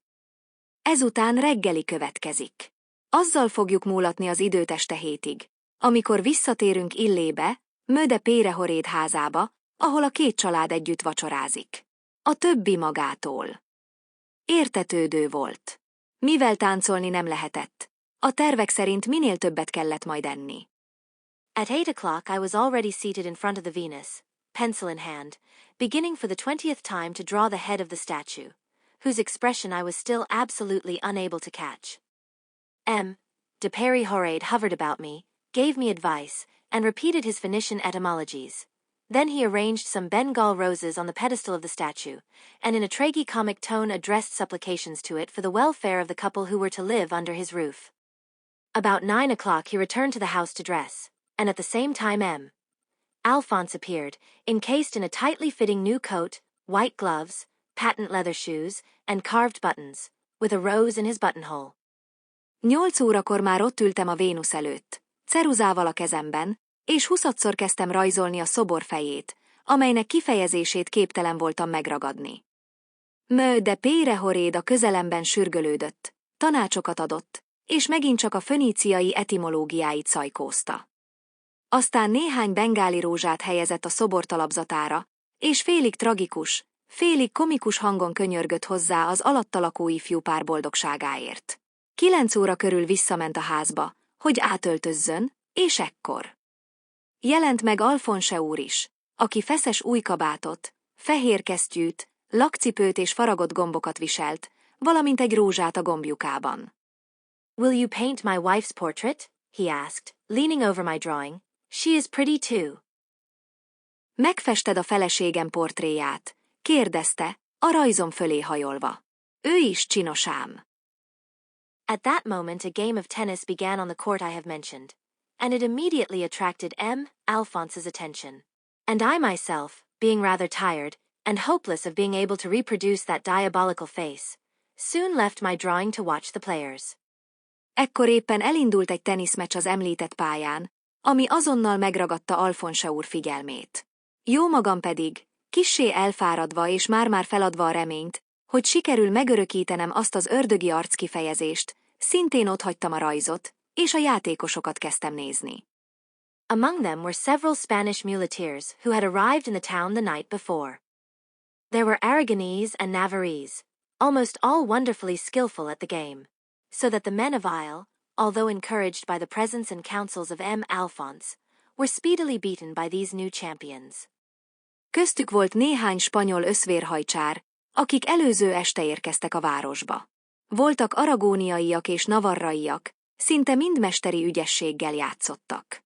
Így az illei férfiakat, noha Alphonse úr bátorította őket és tanácsokkal is ellátta, hamarosan legyőzték ezek az új bajnokok. The native spectators were appalled. Alphonse glanced at his watch. It was only 9:30. His mother's hair was not dressed.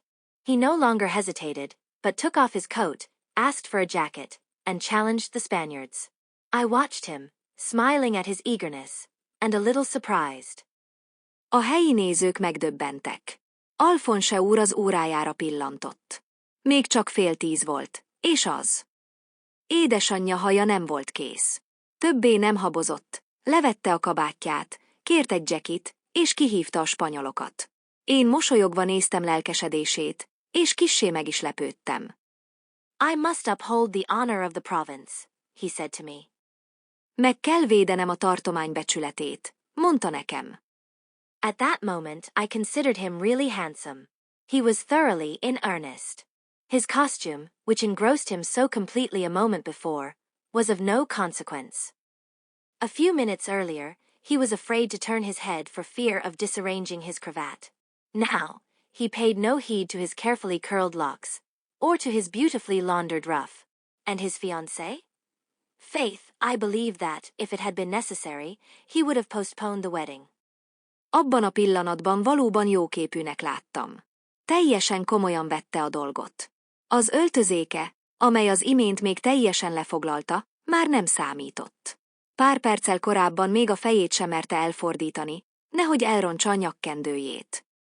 Most azonban nem törődött a gondosan göndörített fürtjeivel, sem a tökéletesen vasalt nyakfodrával. És mi van a mennyasszonyával? Őszintén hiszem, hogy ha úgy adódik, az esküvőt is képes lett volna elhalasztani. I saw him hastily put on a pair of sandals, turn back his sleeves, and with an air of confidence take his place at the head of the beaten side, like Caesar rallying his legions at Dyrrhachium. Láttam, ahogy sebétéjében felhúz egy pár szandált, felgyűri az ingujját, és magabiztosan elfoglalja helyét a vesztes csapat élén, mint Caesar, aki Dyrrhachiumban összetereli légióit. I leaped over the hedge and found a convenient place in the shade of a plum tree, where I could see both camps. Átugrottam a sövényen, és egy szilvafa árnyékában találtam helyet, ahonnan mindkét oldalt jól beláthattam. Contrary to general expectation, Alphonse missed the first ball. To be sure, it skimmed along the ground, driven with astounding force by an Aragonese who seemed to be the leader of the Spaniards. A várakozással ellentétben Alfonse úr elhibázta az első labdát. Igaz, az a föld fölött súrolta a levegőt, olyan elképesztő erővel ütötte meg egy aragóniai férfi, aki láthatólag a spanyolok vezére volt. He was a man of some 40 years, thin and wiry, about 6 feet tall, and his olive skin was almost as dark as the bronze of the Venus. 40 év körüli, sovány és szívós férfi volt, körülbelül 6 láb magas. Olajbarna bőre szinte olyan sötét volt, mint a Vénusz bronza. Alphonse dashed his racket to the ground in a passion. Alfonse úr dühötten a földhöz vágta az ütőjét. It was this infernal ring, he cried. It caught my finger and made me miss a sure ball. Ez az átkozott gyűrű volt, kiáltotta. Beakadt az ujjamra, és elrontotta miatta egy biztos labdát. He removed the diamond ring, not without difficulty, and I stepped forward to take it. But he anticipated me, ran to the Venus, slipped the ring on her third finger, and resumed his position at the head of his townsmen. Levette a gyémánt gyűrűt, nem is könnyen, és előreléptem, hogy átvegyem, de megelőzött. Odarohant a Vénuszhoz, ráhúzta a gyűrűt a harmadik ujjára, majd visszatért, és elfoglalta helyét a városbeliek élén. He was pale, but calm and determined.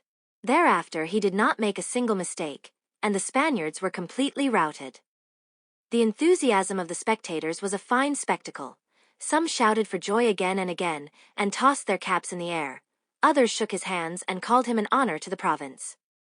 If he had repelled an invasion, I doubt whether he would have received more enthusiastic and more sincere congratulations.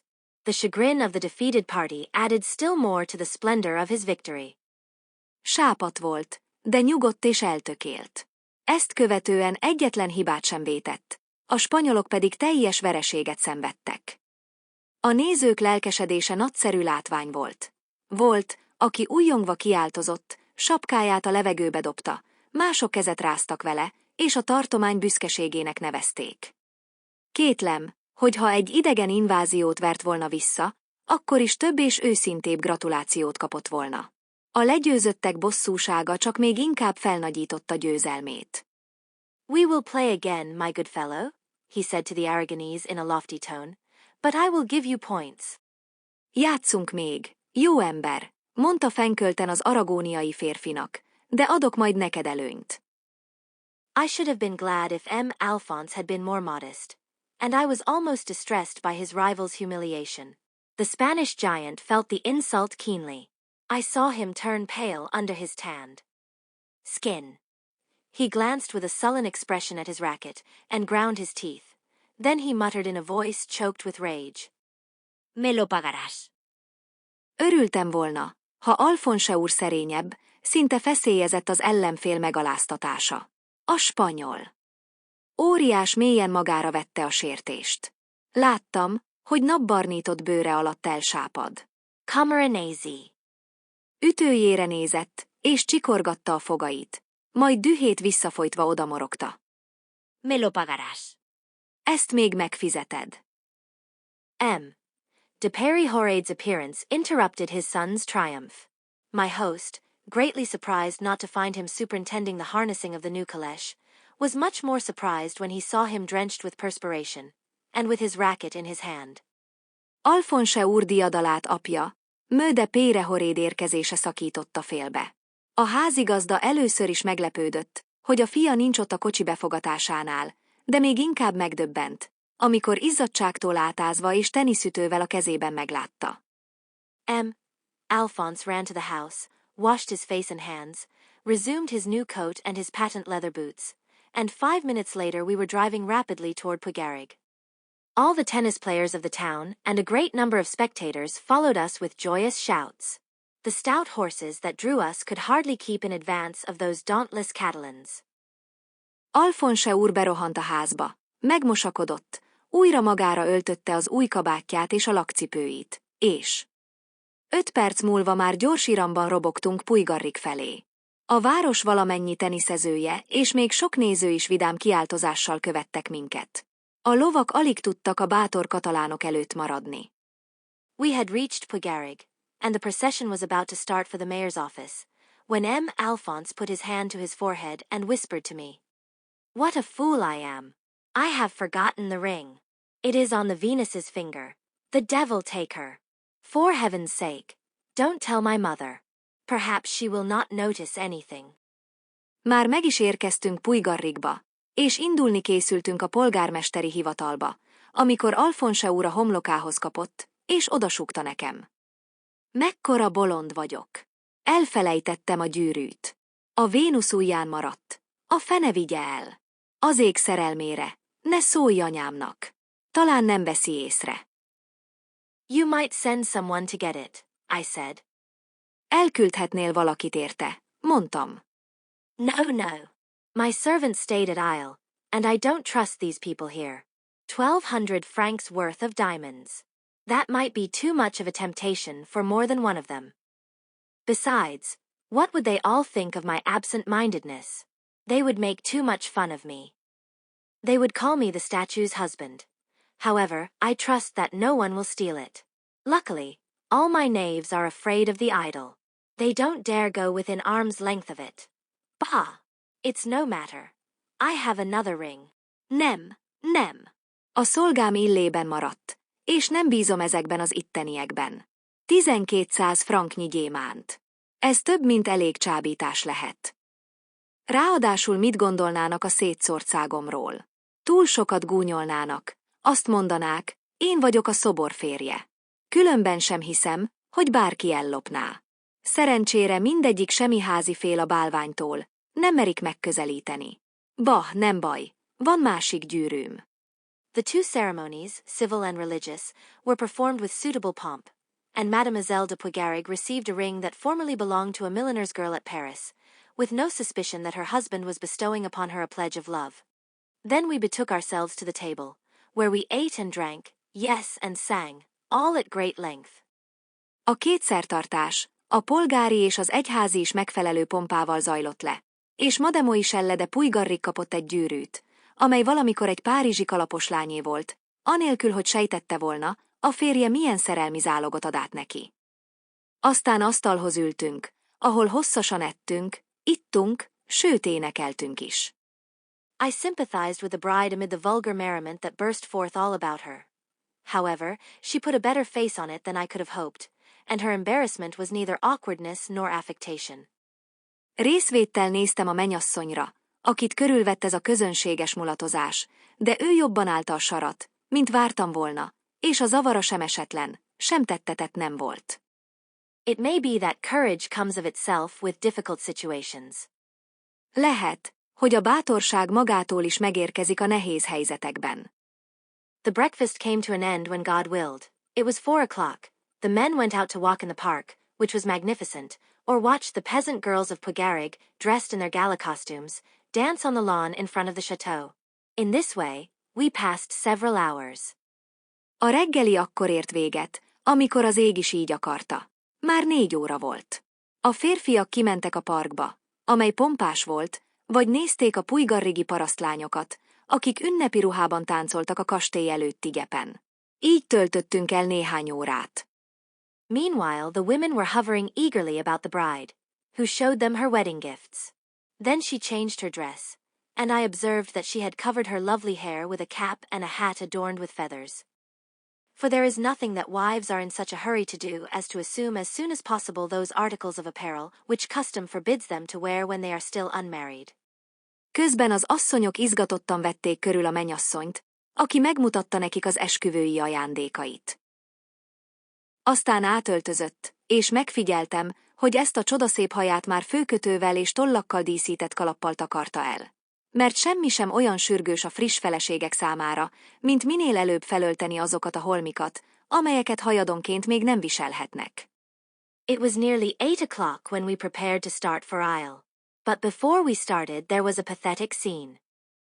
Mademoiselle de Puigarig's aunt, who had taken the place of a mother to her, a woman of a very advanced age and very religious, was not to go to the town with us. At our departure, she delivered a touching sermon to her niece on her duties as a wife, the result of which was a torrent of tears and embraces without end. Már majdnem 8 óra volt, amikor készülődtünk indulni Illébe. De előtte még megható jelenetnek voltunk tanúi. Merimee Ille de Puigarig nagynénje, aki anyja helyett anyja volt, nagyon idős és nagyon vallásos asszony, nem tartott velünk a városba. Amikor elbúcsúztunk, egy megindító beszédet tartott unokahúgának a házastársi kötelességekről, minek következtében könnyek árja és végtelen ölelkezés lett a vége. M.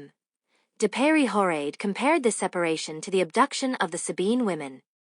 Merimee de Puigarig a jelenetet a szabin nők elrablásához hasonlította. We started at last, however, and on the road we all exerted ourselves to the utmost to divert the bride and make her laugh. But it was all to no purpose. Végül mégis elindultunk, és útközben mindent megtettünk, hogy felvidítsuk a menyasszonyt és megnevettesszük, de hiába. At Ille's supper awaited us, and such a supper! If the vulgar hilarity of the morning had disgusted me, I was fairly sickened by the equivocal remarks and jests which were aimed at the groom, and especially at the bride. Illében vacsora várt minket. És micsoda vacsora! Ha a reggeli közönséges jókedve már felháborított, most egyenesen gyomorforgatónak éreztem a kétértelmű célzásokat és tréfákat, amelyekkel főképp a vőlegényt, de főleg a menyasszonyt illették. M. Alphonse, who had disappeared a moment before taking his place at the table, was as pale as death and as solemn as an iceberg. Alphonse úr, aki eltűnt közvetlenül azelőtt, hogy leültünk volna, halálsápadtan és jéghideg komolysággal tért vissza az asztalhoz. He kept drinking old Collier wine, almost as strong as brandy. I was by his side and felt in duty bound to warn him. Folyton öreg Colliore bort ivott, ami majdnem olyan erős, mint a pálinka. Én mellette ültem, és kötelességemnek éreztem, hogy figyelmeztessem. Take care. They say that this wine. Vigyázz! Azt mondják, ez a bor. I have no idea what foolish remark I made, to put myself in unison with the other guests. Fogalmam sincs, miféle ostobaságot mondtam, hogy igazodjam a többi vendég hangulatához.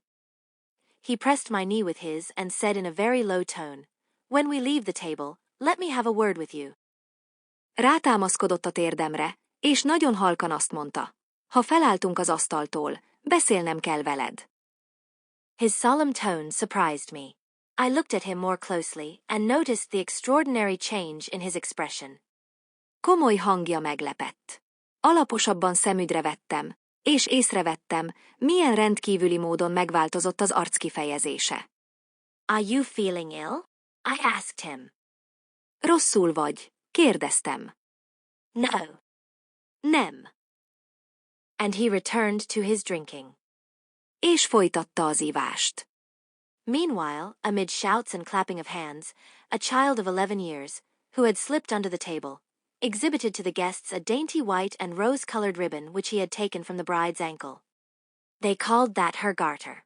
It was immediately cut into pieces and distributed among the young men, who decorated their buttonholes with them, according to an ancient custom still observed in some patriarchal families. Közben, a taps és hangos éjjenzés közepette, előbújt az asztal alól egy 11 éves formagyerek.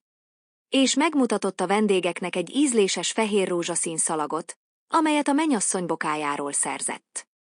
Azt mondták, ez a harisnya kötője. Azonnal darabokra vágták, és szétosztották a fiatal férfiak között, akik a gombjukukba tűzték, egy régi szokás szerint, amelyet még néhány patriarchális család ma is tart. This episode caused the bride to blush to the whites of her eyes. But her confusion reached its height when M. de Périhorade, having called for silence, sang some Catalan verses, impromptu, so he said. Ettől a mennyasszony az arcától a füle tövéig elvörösödött. De a zavara csak fokozódott, amikor M. de Périhorade csendet kért, és rögtönzött, legalábbis szerinte rögtönzött katalán versszorokat. Énekelt. Their meaning, so far as I understood it, was this. Pray, what is this, my friends? Does the wine I have drunk make me see double? There are 2 Venuses here. Amennyire megértettem, a következő volt a lényege. Uraim, mi ez? A bortól duplán látok? 2 Vénusz is van itt. The bridegroom abruptly turned his head away with a terrified expression which made everybody laugh. A vőlegény hirtelen elkapta a fejét, rémült arckifejezéssel, amin mindenki jót mulatott. Yes, continued M. de Périhorade, there are 2 Venuses beneath my roof. One I found in the earth, like a truffle. The other, descended from the skies, has come to share her girdle with us. Igen, falitata M. de Périhorade. 2 Vénusz van a házam fedelén belül. Az egyiket a földből. Ástam ki, mint valami szarvasgombát. A másik az égből szállt alá, hogy megossza velünk az övét. He meant to say her garter. A harisnya kötőjére célzott ezzel. My son, choose whichever you prefer, the Roman or the Catalan Venus. The rascal chooses the Catalan, and his choice is wise. The Roman is black, the Catalan white. The Roman is cold, the Catalan inflames all who approach her. Fiam, válaszd, melyiket akarod, a rómait vagy a katalánt. A gazfickó a katalánt választja, és igaza is van. A római sötét, a katalán fehér. A római hideg, a katalán lángra lobbant mindenkit, aki a közelébe kerül. This deliverance caused such an uproar, such noisy applause and such roars of laughter, that I thought that the ceiling would fall on our heads. Ezek a szavak olyan ovációt, olyan harsánytapsot és kacagást váltottak ki, hogy azt hittem, mindjárt ránk szakad a mennyezet. There were only 3 sober faces at the table, those of the bride and groom, and my own. Csak 3 komoly arc volt az asztalnál. A mennyasszonyé, a vőlegényé és az enyém. I had a terrible headache, and then, for some unknown reason, a wedding always depresses me.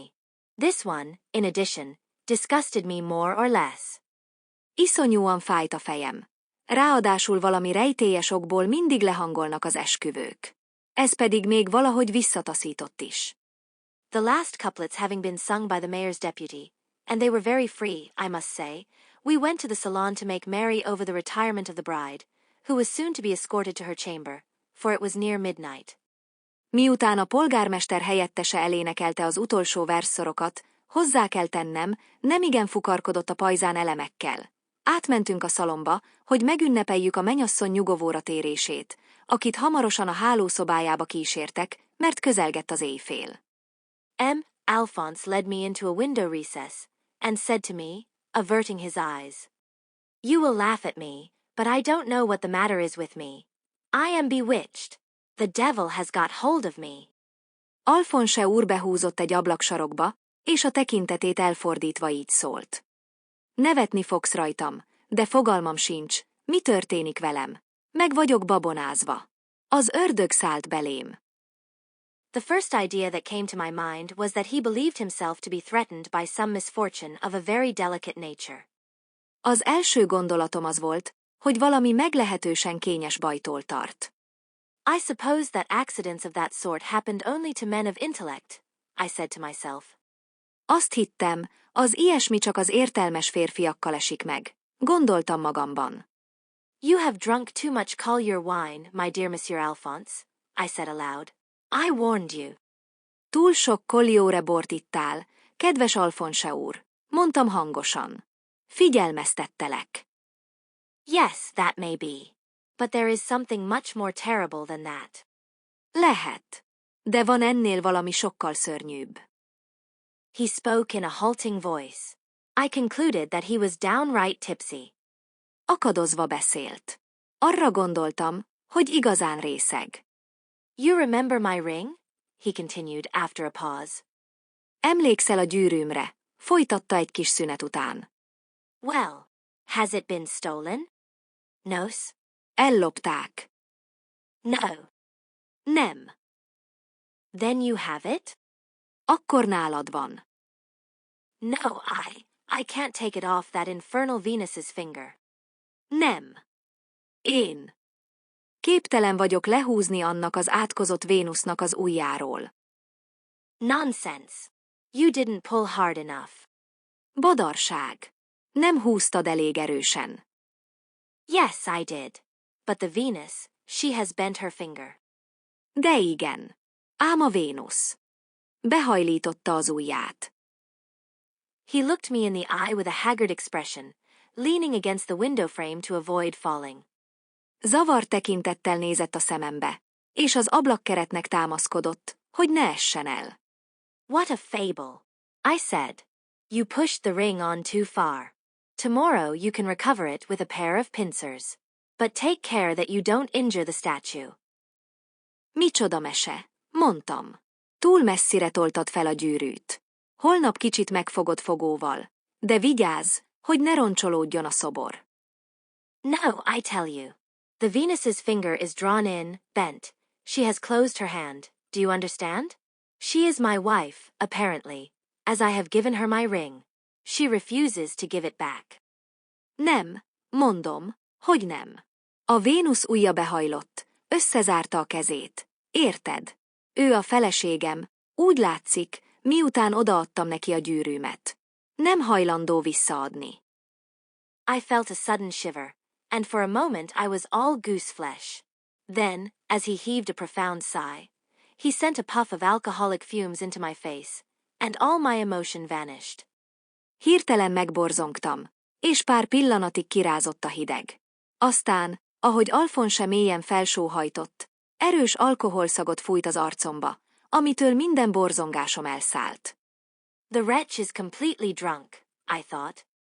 A szerencsétlen teljesen részeg, gondoltam magamban. You are an antiquary, monsieur, continued the bridegroom in a piteous tone. You know all about these statues.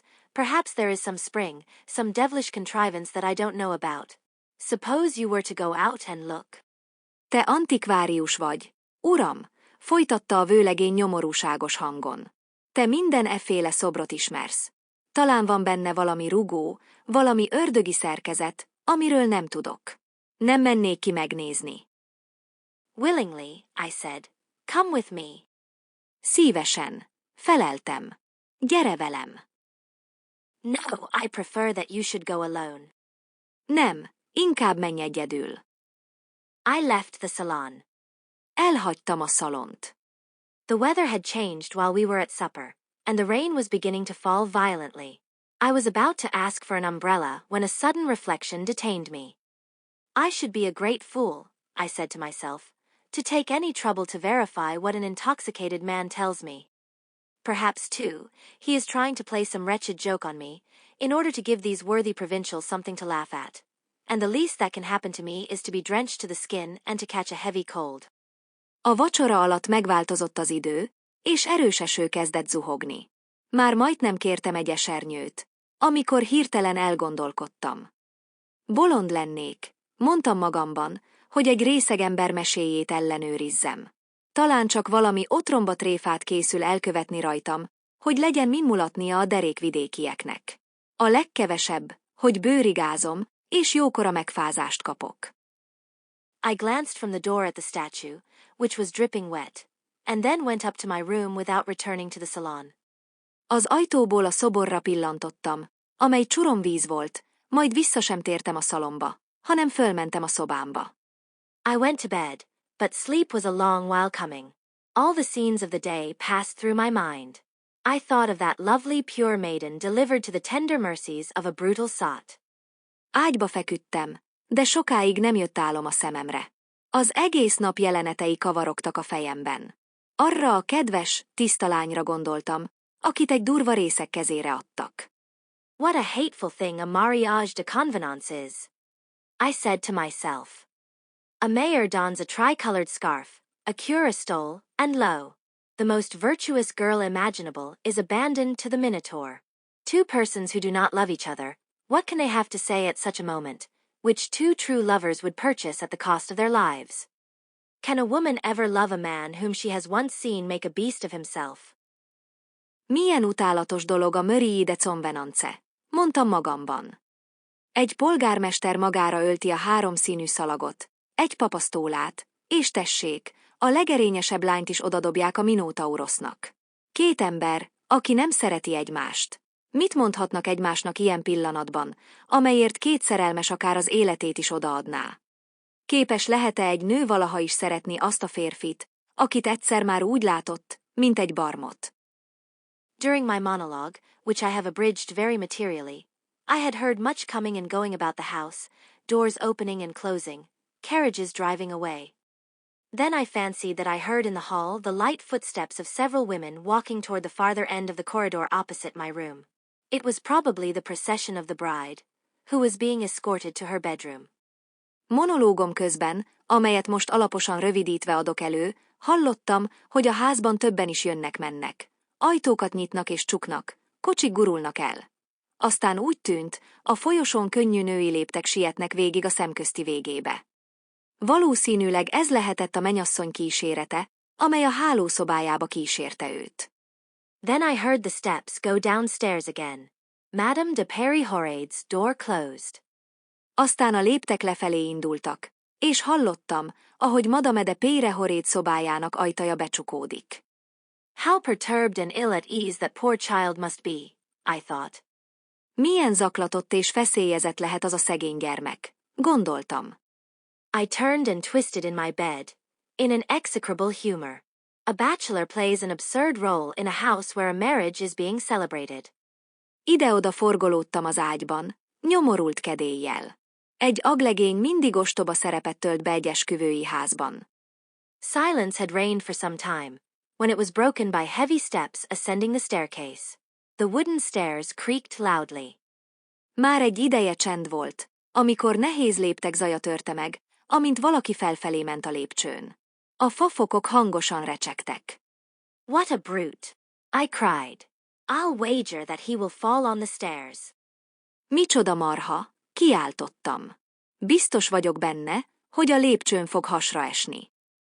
Everything became quiet once more. I took up a book in order to change the current of my thoughts. It was a volume of departmental statistics, embellished by an article from the pen of M. de Périhorade on the druidical remains in the arrondissement of Prades. I dozed at the third page. Azután ismét minden elcsendesedett.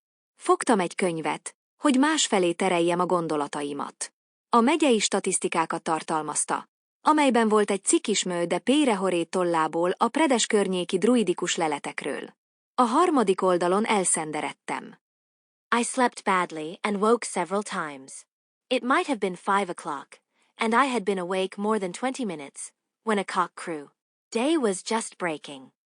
Rosszul aludtam, többször felébredtem. Talán 5 óra lehetett, és már legalább 20 perce ébren voltam, amikor kukorékolt egy kakas. Éppen virradni kezdett. Suddenly I heard the same heavy steps, the same creaking of the stairs that I had heard before I fell asleep. That struck me as peculiar. I tried, yawning sleepily, to divine why M. Alphonse should rise so early. I could imagine no probable cause. Egyszer csak ugyanazokat a nehéz lépteket és a lépcső ugyanolyan recsegését hallottam, mint elalvás előtt. Furcsának találtam. Álmosan ásítva próbáltam kitalálni, miért kelhet fel Alphonse úr ilyen korán, de nem láttam rá semmi valószínű okot. I was about to close my eyes again when my attention was once more attracted by a strange tramping, to which was soon added the jangling of bells and the noise of doors violently thrown open. Then I distinguished confused outcries. Épp vissza akartam hunni a szemem, amikor megint furcsa dübörgés ütötte meg a fülem, amihez hamarosan csengők zörgése és nagy csapódások zaja társult. aztán zavaros kiáltozást hallottam. My drunkard must have set fire to something, I thought as I leaped out of bed. Biztosan ez a részeg valamit felgyújtott. Gondoltam, miközben kiugrottam az ágyból. I dressed in hot haste and went out into the corridor. From the farther end came shrieks and lamentations, and one heartrending voice rose above all the rest. My son! My son! It was evident that something had happened to Alphonse. Sietve felöltöztem, és kiléptem a folyosóra. A távolabbi végéről sikoltozás és jajveszékelés hallatszott, és egy szívszaggató kiáltás harsogott felül mindenen. A fiam! A fiam! Egyértelmű volt, hogy valami baj érte Alphonse urat. I ran to the bridal chamber. It was full of people. The first object that caught my eye was the young man, half-dressed, lying across the bed, the framework of which was broken. He was livid and absolutely motionless. A nászszobába rohantam. Tele volt emberekkel. Első pillantásom a félig felöltözött fiatalemberre esett, aki keresztben feküdt az ágyon, melynek váza összetört. Halálsápadt volt és teljesen mozdulatlan. His mother was weeping and shrieking by his side. De Périhorade was bustling about, rubbing his temples with eau de cologne, or holding salts to his nose. Alas! His son had been dead a long while. Az anyja mellette sírt és sikoltozott. De Périhorade ide-oda rohangált, kölni vízzel dörzsölte a halott halántékát, vagy szagoltatott vele sót. Jaj, a fia már rég halott volt. On a couch, at the other end of the room, was the bride, in frightful convulsions. She was uttering incoherent cries, and two strong maidservants had all the difficulty in the world in holding her. A szoba másik végében egy kereveten feküdt a mennyasszony iszonyú görcsrohamokkal. Összefüggéstelenül kiáltozott, és két erős cselédlánynak alig sikerült lefognia. Great God! I cried. What has happened? Istenem, kiáltottam. Mi történt? I walked to the bed and raised the unfortunate young man's body. It was already cold and stiff. His clenched teeth and livid face expressed the most horrible anguish. It seemed perfectly evident that his death had been a violent one, and the death agony indescribably terrible. Odaléptem az ágyhoz, és megemeltem a szerencsétlen fiatalember testét. Már hideg és merev volt. Összeszorított fogai és halálsápadt arca a legborzalmasabb gyötrelemről árulkodtak. Teljesen nyilvánvalónak tűnt, hogy erőszakos halál érte, és a haláltusája leírhatatlanul szörnyű lehetett. But there was no sign of blood on his clothes. I opened his shirt and found on his breast a purple mark which extended around the loins and across the back. Azonban a ruháján nem volt vérnyom. Kigomboltam az ingét, és a mellkasán egy bíborszínű foltot találtam, amely körbefutott a derekán és a hátán. One would have said that he had been squeezed by an iron ring. Az volt az ember benyomása, mintha valami vasabroncs szorította volna össze. My foot came in contact with something hard on the carpet. I stooped and saw the diamond ring. A lábam nekikoppant valaminek a szőnyegen. Lehajoltam, és megláttam a gyémánt gyűrűt.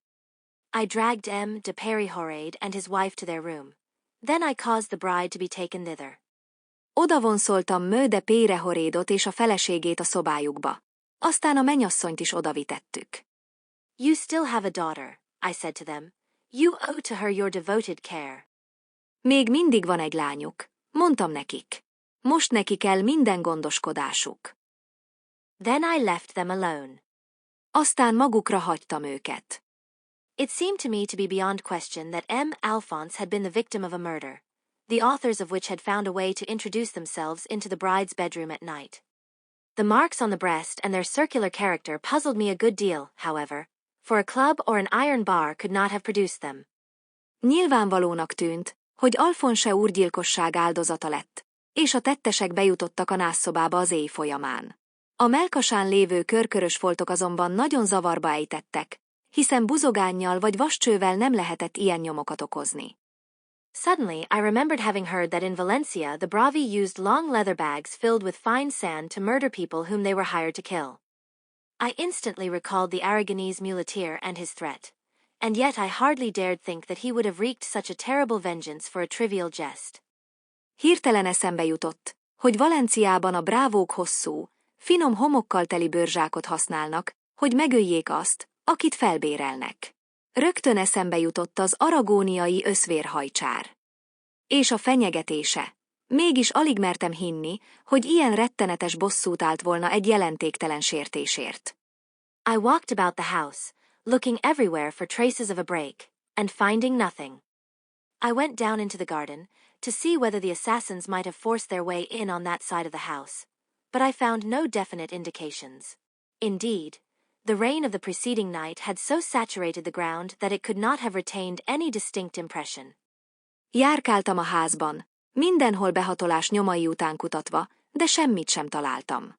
Lementem a kertbe is, hát ha onnan törtek be a gyilkosok, de semmi határozott jele nem volt. Az előző éjjeli eső annyira átáztatta a talajt, hogy nem maradhattak meg tiszta lábnyomok. I observed, however, several very deep footprints. They pointed in two opposite directions, but in the same line, leading from the corner of the hedge next the tennis court to the gateway of the house. They might well be Alphonse's steps when he went out to take his ring from the finger of the statue. Mégis észrevettem néhány nagyon mély lábnyomot. Két ellentétes irányba mutattak, de egyazon egyenes mentén, a sövény sarkától, amely közel volt a teniszpályához, a ház kapujáig. Lehettek ezek Alfonse úr nyomai is, amikor kiment, hogy levegye a gyűrűjét a szoborújáról. On the other hand, the hedge was less dense at that point than elsewhere, and the murderers might have passed through it there. Másfelől a sövény azon a részen ritkább volt, mint máshol, így a gyilkosok is áthatolhattak ott. As I went back and forth in front of the statue, I paused a moment to look at it. That time, I will confess, I was unable to contemplate without terror its expression of devilish irony, and, with my head full of the horrible scenes I had witnessed, I fancied that I had before me an infernal divinity, exulting over the disaster that had stricken that house.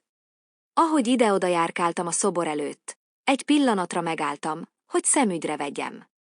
Bevallom, akkor már nem bírtam rettegés nélkül nézni az ördög ilyen gúnyos arckifejezését, és a fejemben kavargó borzalmas jelenetekkel úgy tűnt, mintha egy pokoli istenség állna előttem, aki kárörvendően nézi a házra mért csapást. I returned to my room and remained there till noon. Then I went out and inquired concerning my hosts. They were a little calmer. Mademoiselle de Pugarig, I should say Alphonse's widow, had recovered her senses. She had even talked with the king's attorney from Perpignan, then on circuit at Ille, and that magistrate had taken her deposition. He desired mine also. Visszamentem a szobámba, és ott maradtam délig. Aztán kimentem, és érdeklődtem a házigazdáimról. Kicsit megnyugodtak. Mademoiselle de Pugarig, most mar Alphonse you are. Özvegye is magához tért. Sőt, beszélt a perpignani ügyésszel is, aki Illeben járt körúton, és az felvette a vallomását. Most az enyémet is kérte. I told him what I knew and made no secret of my suspicions of the Aragonese muleteer. He ordered that he should be arrested immediately. Elmondtam neki mindent, amit tudtam, és nem hallgattam el a gyanúmat az aragóniai öszvérhajcsárral kapcsolatban sem. Az ügyész azonnal elrendelte a férfi letartóztatását. Did you learn anything from Madame Alphonse? I asked the king's attorney, when my deposition was written out and signed.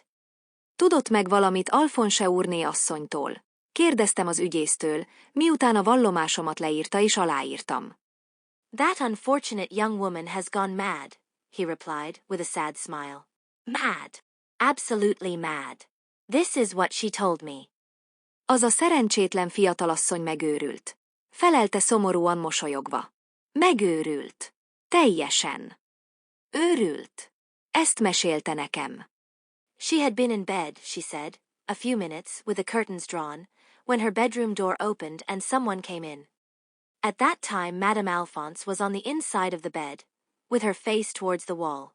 Supposing, of course, that it was her husband, she did not move. A moment later, the bed creaked as if under an enormous weight.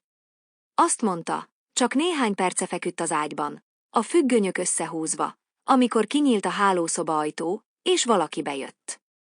Madame Alphonse akkor épp az ágy belső oldalán feküdt, arccal a fal felé fordulva. Természetesen azt gondolta, A férje jött be, ezért nem mozdult. Egy pillanattal később megrecsent az ágy, mintha hatalmas súly nehezedett volna rá. She was terribly frightened, but dared not turn her head. 5 minutes, 10 minutes perhaps, she can only guess at the time, passed in this way. Then she made an involuntary movement, or else the other person in the bed made one, and she felt the touch of something as cold as ice. That was her expression. Rémületesen megijedt, de nem merte megfordítani a fejét. Így telt el 5, talán 10 perc, csak satszolni tudta az időt. Aztán ő mozdult akaratlanul, vagy a másik az ágyban, és hirtelen valami jéghideget érzett, legalábbis így fogalmazott. She moved closer to the wall, trembling in every limb. Shortly after, the door opened a second time, and someone came in who said, "Good evening, my little wife." Reszketve húzódott közelebb a falhoz. Nem sokkal később újra nyílt az ajtó, és valaki belépett, aki azt mondta, jó estét, kicsi feleségem. Soon the curtains were drawn aside. She heard a stifled cry. The person who was in the bed by her side sat up and seemed to put out its arms. Nem sokkal ezután elhúzták a függönyt. Elnyomott kiáltást hallott.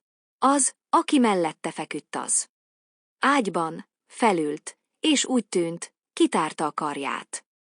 Thereupon she turned her head and saw, so she declares, her husband on his knees beside the bed, with his head on a level with the pillow, clasped in the arms of a sort of greenish giant, who was squeezing him with terrible force.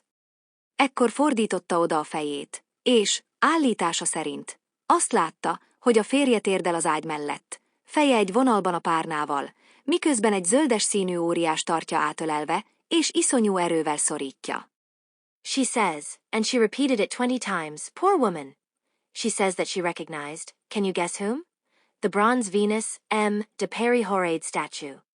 Azt mondja, és ezt 20-szor is megismételte, szegény asszony, hogy felismerte, kitalálja, kit? A bronz Vénuszt, de Ille szobrát. Since she was unearthed, the whole neighborhood dreams of her. But I continue the story of that unhappy mad woman. At that sight she lost consciousness, and it is probable that she had lost her reason some moments before. Mióta előkerült a földből, mindenki róla álmodik a környéken. De folytatom a szerencsétlen tébolyult történetét. A látványtól elájult, és valószínűleg néhány pillanattal előtte már az eszét is elveszítette. She could give me no idea at all how long she remained in her swoon. Recovering her senses, she saw the phantom, or, as she still insists, the statue, motionless, with its legs and the lower part of the body in the bed, the bust and arms stretched out, and in its arms her husband, also motionless. Fogalma sincs, mennyi ideig volt eszméletlen. Amikor magához tért, látta, hogy a kísértet, vagy ahogy még mindig állítja, a szobor, mozdulatlanul áll, lábait és alsótestét az ágyban, a törzse és karjai kinyújtva, karjai köz pedig a férje, szintén mozdulatlanul. A cock crew. Thereupon the statue got out of bed, dropped the dead body, and left the room. Madame Alphonse rushed for the bell cord, and you know the rest. Kukorékolt egy kakas. A szobor erre kiszállt az ágyból, elengedte a holttestet, és kiment a szobából. Madame Alphonse ekkor rohant a csengőhöz, és a többit már tudja. The Spaniard was arrested. He was calm, and defended himself with much self-possession and presence of mind. He did not deny making the remark I had overheard, but he explained it by saying that he had meant simply this, that, on the following day, having rested meanwhile, he would beat his victorious rival at tennis. Letartóztatták a spanyolt. Nyugodt volt, és hidegvérrel védekezett. Nem tagadta, hogy mondott valamit, amit én hallottam, de megmagyarázta. Csupán arra célzott, hogy másnapra kipiheni magát. És legyőzi a győztes riválist a teniszpályán. I remember that he added. Emlékszem, még hozzátette. An Aragonese, when he is insulted, doesn't wait until the next day for his revenge. If I had thought that Monsieur Alphonse intended to insult me, I would have driven my knife into his belly on the spot. Egy aragóniai, ha megsértik, nem vár másnapig a bosszújával. Ha azt hittem volna, hogy Alphonse úr sértegetni akar, ott helyben belevágom a kést a hasába. His shoes were compared with the footprints in the garden. and were found to be much larger. Összehasonlították a cipőit a kertben talált lábnyomokkal, és kiderült, hogy azok sokkal nagyobbak voltak. Lastly, the innkeeper at whose house he was staying deposed that he had passed the whole night rubbing and doctoring one of his mules, which was sick. Furthermore, the Aragonese was a man of excellent reputation, well known in the province, where he came every year in the course of his business. So he was released with apologies. Végül a fogadós, akinél megszállt, azt vallotta, hogy az egész éjszakát az egyik beteg öszvérje ápolásával töltötte. Ráadásul az aragóniai jó hírű ember volt, jól ismert a tartományban, ahová minden évben visszatért üzleti ügyei miatt. Így bocsánat-kérés kíséretében elengedték.